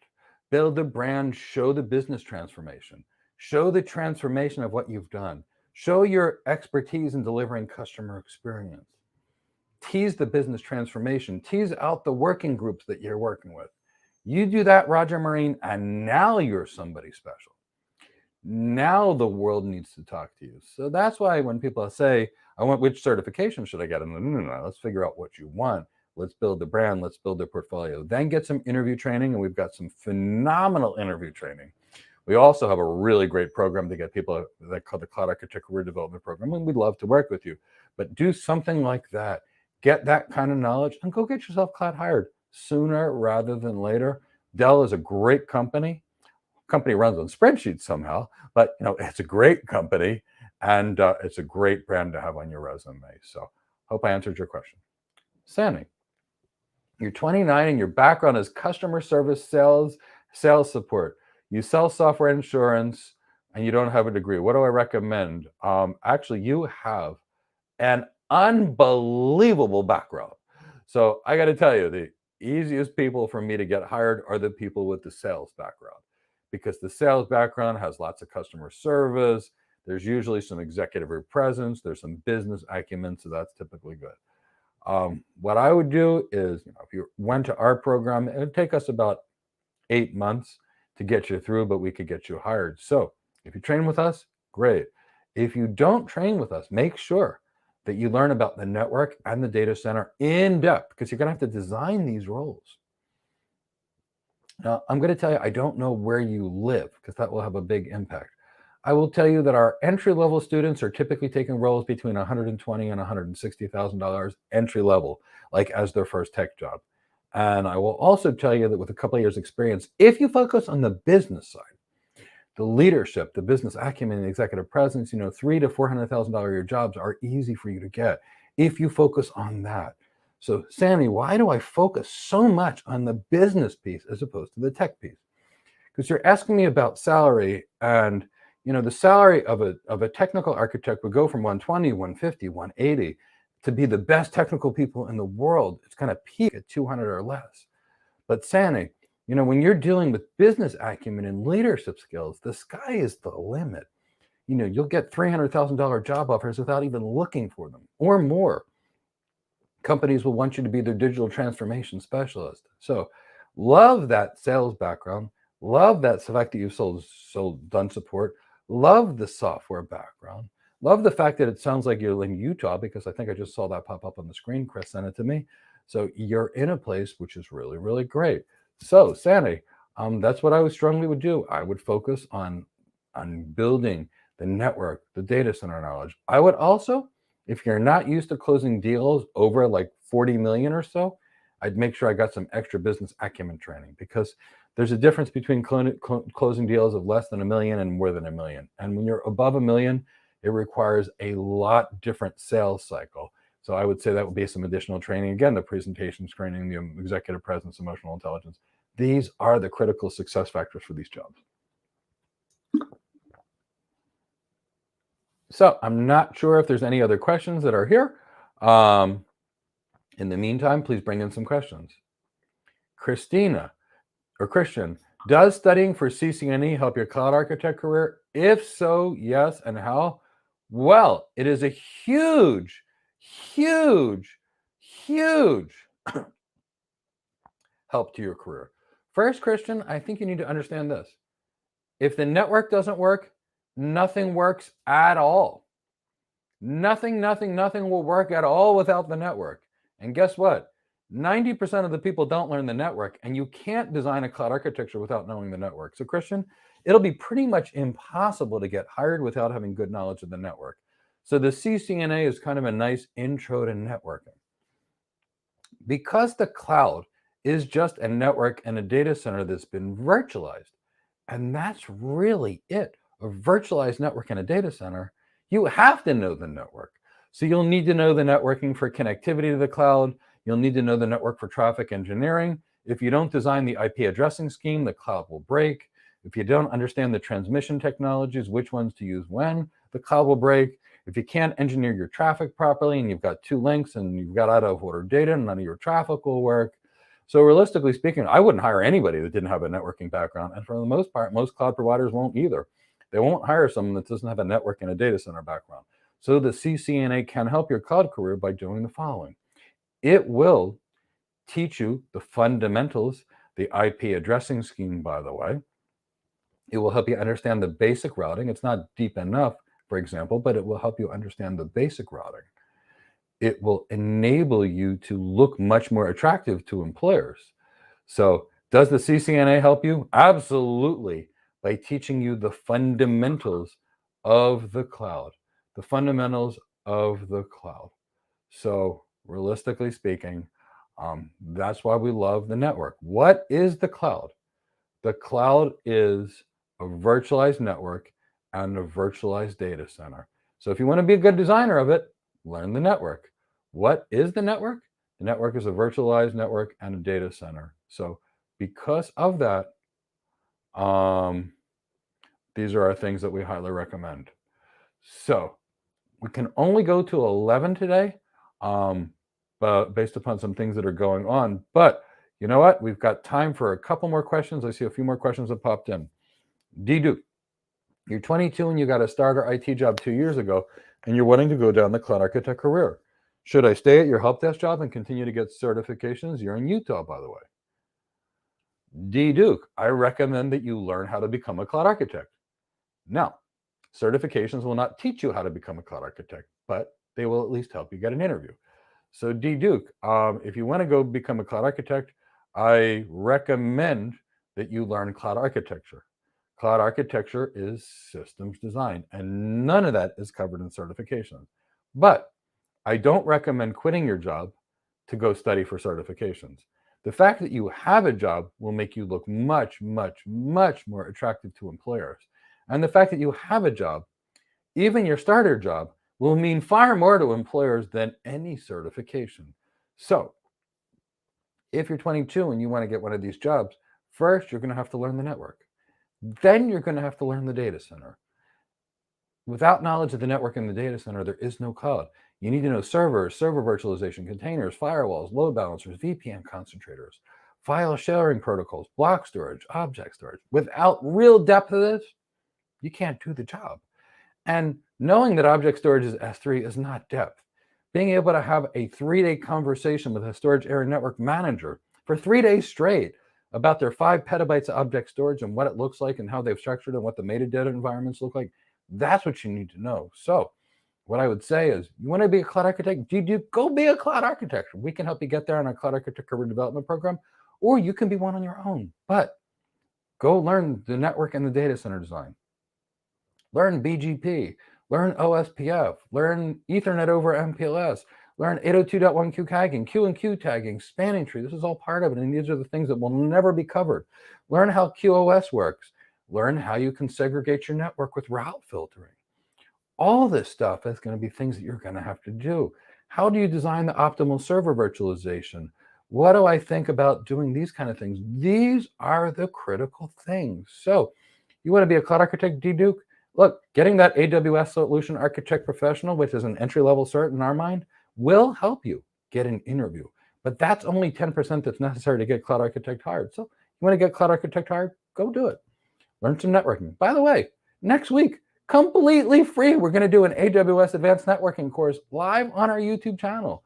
So register for Chris from my team is going to put a link to it. Register for that and you will be great. That will help give you some networking knowledge, and it's completely 100% free. So come and join it and enjoy yourself. So first, I would say that. Then while you're in your current role, after you've learned networking and you've learned system design, now you can start thinking about some of the other cool stuff. You can focus on learning to do ROI modeling. You can study what CEOs care about, what CIFOs care about, CIOs. Learn how to talk to functional people versus intuitive personality types versus analytical. Get used to identifying the visual, auditory, and kinesthetic types. Focus on delivering presentation skills, focusing on executive presence. If you don't know what these things are, take a program like ours, the Cloud Architect Career Development Program, and we will teach you. If you are not, you can rewatch these videos and you can buy training for these things. That's what's going to get you hired. It is not the certifications. The certifications don't work for these big architecture jobs because these jobs are big, big, big, big knowledge jobs. So hope I answered your question. But don't quit your job until you have a new one. It's very hard to get a job when you're not already employed. It's so much easier to get one now. If you hate your job and you need to leave, that's different. But as a rule, try to be employed when you're looking for a job. Banks loan people money when you don't need money. People find the opposite sex or whatever, same sex, whatever your desires are, people typically find us more attractive when we have someone else in our life. And it's much easier to get hired when you're already there. Roger Marine, yeah, you need this cloud course yesterday. I totally agree. And do not stay in tech support for more than 2 years. I agree with that, but don't complete your job until you're training. Absolutely, absolutely, absolutely. Don't quit your job until you complete your training and are ready to get hired. Chris, you want to bring in the next one? Chris Kuti, what do I think about learning DevOps? Chris, it depends. If you want to be a DevOps engineer, I think learning DevOps is amazing. I think DevOps is a fantastic career. Now, if you want to be an architect, like a solution architect or cloud architect, don't learn DevOps because it's somebody else's career. It's kind of like saying, if you want to be a physician, should I study law? The answer is no. If you want to be a doctor, study medicine. But there are times, for example, that people want to be DevOps engineers. And DevOps engineering is a great career.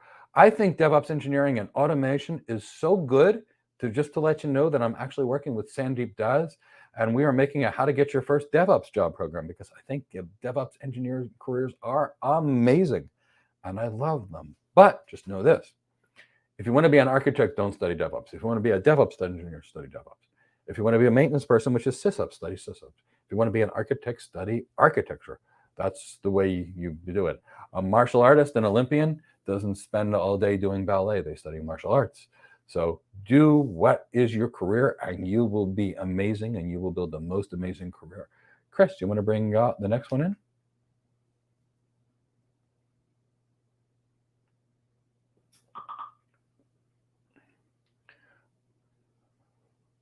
Okay. Well, if we have answered all your questions, I think I saw one. Okay, so that was more of a comment. So I did see a comment from one of the people that was saying, we don't talk very well. We're tech nerds. And, The reality is that is the perception of the engineer. Now, it doesn't have to be that way, but that is the perception.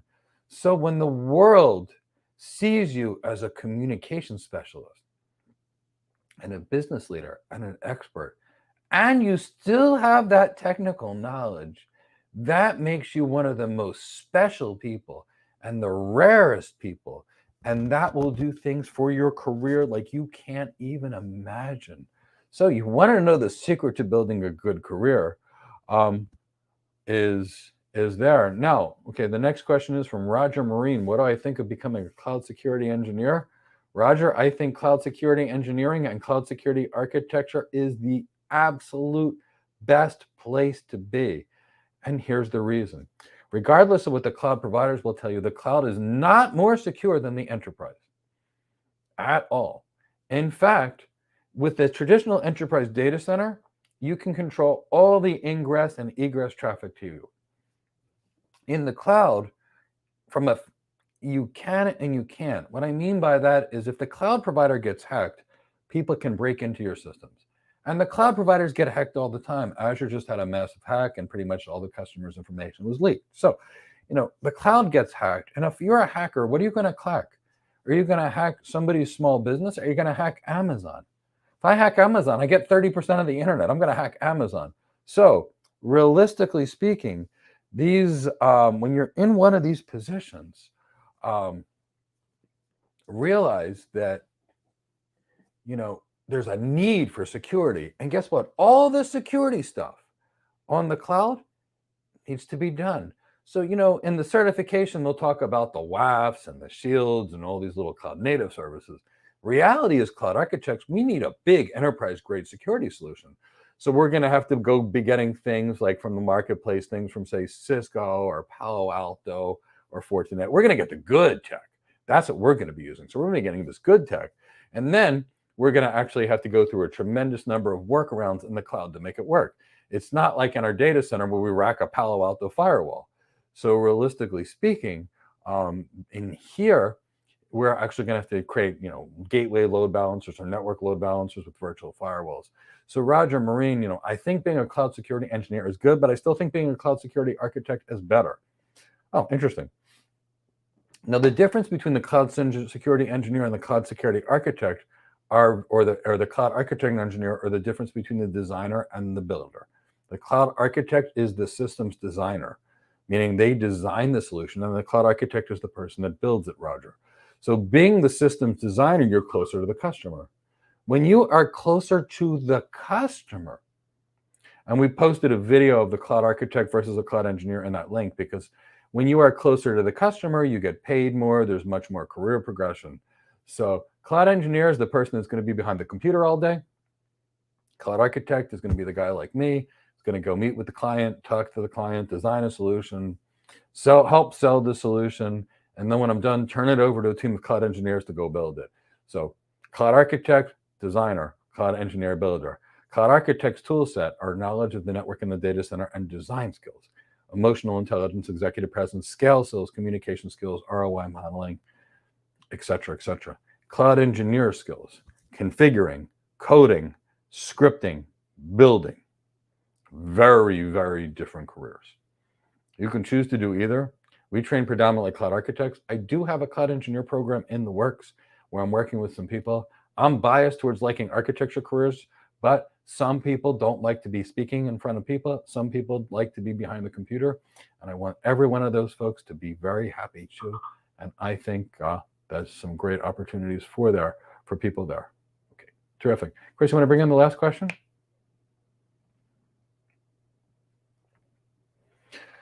Balaji, you are a DevOps engineer working 99% of your time on the AWS cloud. You would like to become a cloud architect or engineer. Which component should you focus on? So Balaji, generally speaking, DevOps engineers have two options. They can do DevOps on the cloud, which is a good option, or they can move to and then we have one last question that I want to get to after this, Chris. So generally speaking, they have the opportunity to become an architect, or they have an opportunity to become a DevOps engineer on the cloud. You could be a cloud engineer on the cloud, Balaji, but I wouldn't recommend it unless you hate DevOps. So here's the thing. Your two best cloud careers are DevOps, which is basically, as you know, automation and making software release cycles, or architecture. Now, long term, you can earn double in architecture, which you can in DevOps, and much more than you could earn as a cloud engineer. So, if you wanted to be an architect, here's what you need to do, Balaji. First, you'd have to learn architecture, which means network engineer, which means network architecture, which means designing the systems of the network, and it would also mean the data center architecture. When you're DevOps, you know software and software automation tools, but in architecture, we don't use any of these tools. So for architecture, knowledge of the network, routers, switches, firewalls, load balancers, VPN concentrators, IDS, IPS systems, how to work and how to design them, servers, server virtualization, storage. Now, that's the stuff that you need to learn how to design. For the cloud engineering world, it's build, but for the cloud architecture world, it's design. Now, after that, it's a matter of changing your resume. The world sees our engineer, the DevOps engineer, as deeply technical, and they typically see deeply technical as not business. So we have to change your brand. So the branding would be, when we talk about the DevOps work that you've done in the past, we'd have to talk about more of the transformation effect of what you've done. How did that automation help a business?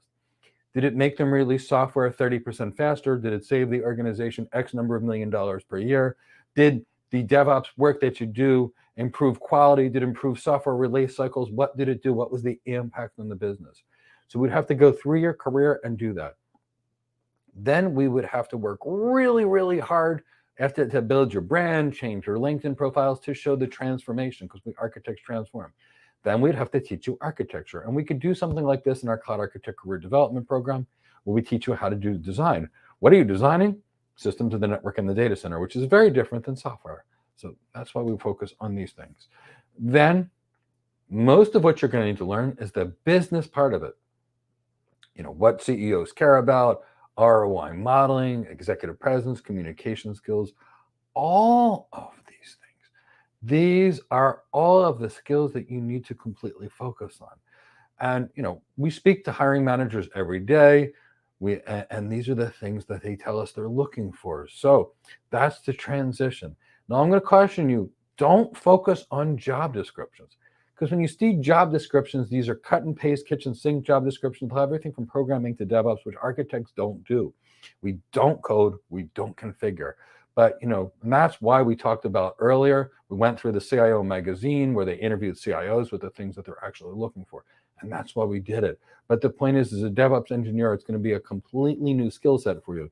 It's going to be design, presentations, writing, presenting, and it is a great career. So Balaji, if you want to do that, I strongly recommend it. Otherwise, if you just want to do DevOps engineering on the cloud, which is basically the same job that you're doing now, you could just do the AWS Certified Solution Architect Professional, and then just do the DevOps Professional exam. And if you've already been a DevOps engineer working on the cloud, that's all you're going to need to do. But if you want to be an architect like I'm describing, you need the kind of training that we provide, either with us or on your own.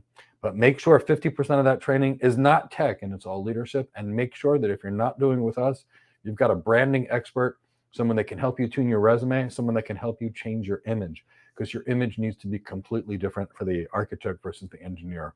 And that's the biggest thing that we have to do. It typically takes us doing an image makeover and assisting with resumes and guidance, and that makes the biggest difference to take these deep engineering positions and turn them into architecture work. So if you're not with us, make sure you find an industry expert in the resume world that's an expert at taking technical resumes and turning them into technical leadership resumes.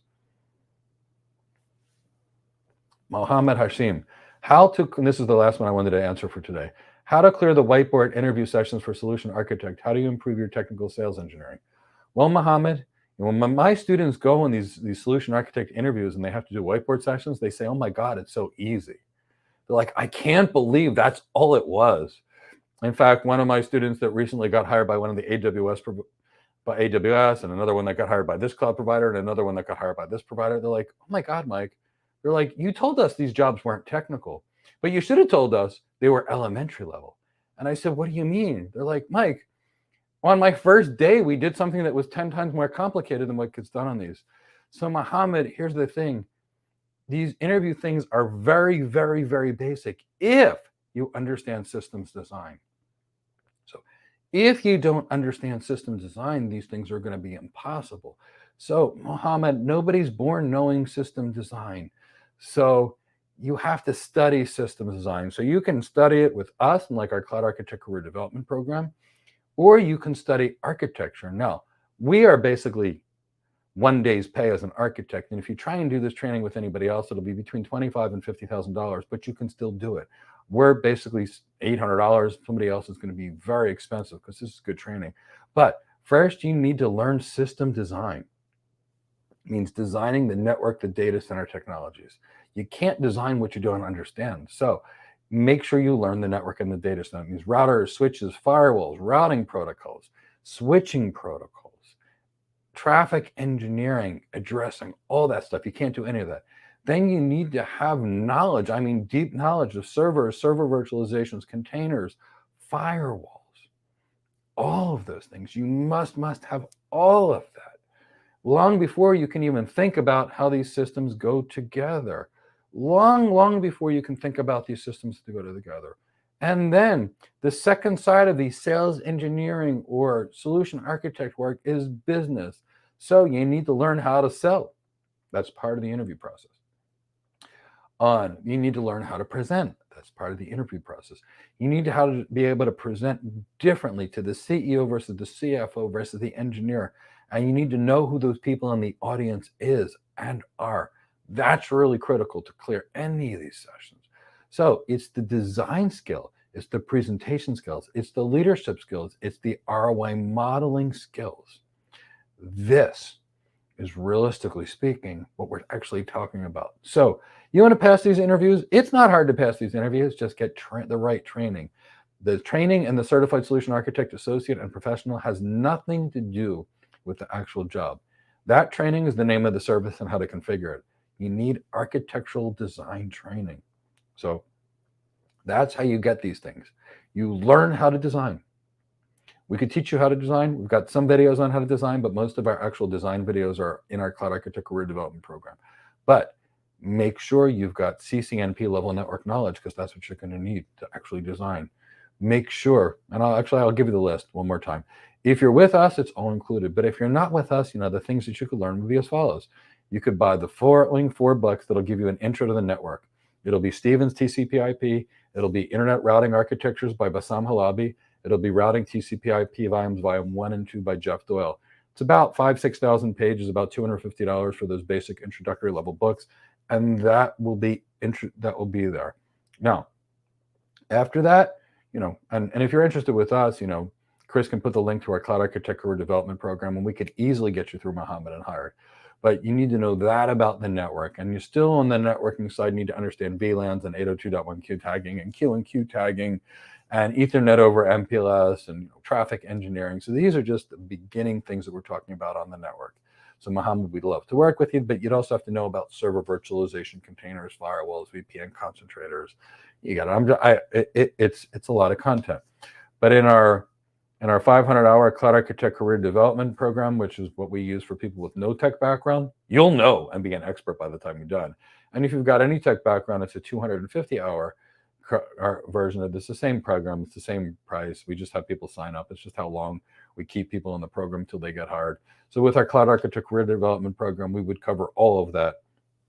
We would teach you all the technical, all the business, all the leadership, all the sales, all the communication. And of course, you would do a series of labs on our stuff, which would include everything, including build your own cloud. So when you build your own cloud, you can show the industry that you're an expert architect. After all, architects design clouds. When everybody else is setting up an EC2 instance or configuring an S3 bucket, and you've built your own cloud, and you've set up file sharing, and you've built server virtualization, and you've designed containers, and you've set up Microsoft Active Directory and federated a cloud that you built by yourself to an Active Directory server that you built by yourself. You pop that in a Go Cloud Architect section on your resume or a research and development if you bought your own server. Watch what happens on those interviews. You take that with stellar interview techniques, watch what happens. So these are the kind of things. VMware knowledge, super helpful. KVM, QEMU, all this kind of thing. Docker, Kubernetes, all that matters from a design perspective. Mohammed, if you'd like to work with us, we'd love to work with you. I know I'm kind of running out of time. Chris from my team decided to, actually, I'll get to this one. Christian from the Philippines. There are a lot of companies looking for, but they also have architects don't program. Architects do not program at all ever. But these job descriptions, Christian, are insane. Like I said, what happens is for a low performance company, like a cable company, it takes about 3,000, what's the word I'm looking for, applications to hire someone. And when it comes to a good performing tech company, it typically takes about 5,000 applications to hire someone. So what HR does is they stick 1,000,001 skills that are totally unrelated to the job to try and weed out the applications. Now, unfortunately, this HR strategy that they use ends up bringing people to the hiring manager that can't quite do the job. So then we hiring managers go and call our favorite recruiters, and then we bypass HR in the first place. So yes, we know about some of these silly job descriptions. That's why Gartner actually went through and what's the word I'm looking with? That's why Gartner went and actually did a research study of asking CIOs from all over, what do you want in a cloud architect? And that's why they published that article in CIO magazine. And I didn't drop a link to the article, but I will drop a link to the article just to make sure that it's part of a record of this video. But this is the actual article that was published showing what employers are looking for, which, by the way, it's the same thing I've done as an architect for the last 25 years. It's the same thing that my friends that are architects at AWS and Google are doing. They're all doing the same thing. We're system designers. We are business people, and we are having a wonderful, wonderful, wonderful time. I've been advised by my team, we've got to get ready because I actually have a live class with my students in our Cloud Architect Career Development Program in the next hour. But everyone, wait, we've got something exciting for you. Today, and Chris from my team will pop the link coming in. We are going to give certain people an opportunity to do some live interview training. What's actually going up is we have a link. We're going to invite certain people on Zoom. We're going to ask them some common cloud architect interview questions, and we will train them and critique them completely free. So this is going to be an enormous opportunity for you to get some experience on interviewing. Remember, the interview is your chance to get hired. And everything we do at Go Cloud Architects is focused upon getting you hired. So we will be doing that today. So a couple of things, if you've got any questions about our training, you feel free to call our office. We've just posted the link to our office in the chat box. Chris from my team will post a link to the training and a 20% off coupon. And Chris from my team will post a link to today's Cloud Architect interview session. And we want you to all come, have a great time, learn a lot so you can get cloud hired. I want you all cloud hired. So Chris, please drop a link to that live interview coaching session today. We're super excited about it. We want you all there. So everybody, it's been such an honor and a privilege to spend the morning with you. I'll be back on Monday. Next week, we have a free AWS Advanced Networking Bootcamp. It's going to be a lot of fun. Please sign up. It's completely free. When we do boot camps, we sometimes do some on-the-fly bonus lectures and bonus training sessions. Last time we did one on BGP, and who knows what other kind of fun things that may come up. Next week, we have the recruiters coming on Friday. We're going to do more interview training when IT Excel comes, one of my favorite IT recruiting firms in the world. And you know what? If you guys are looking for jobs, send your resume to IT Excel, info@itexcel.com.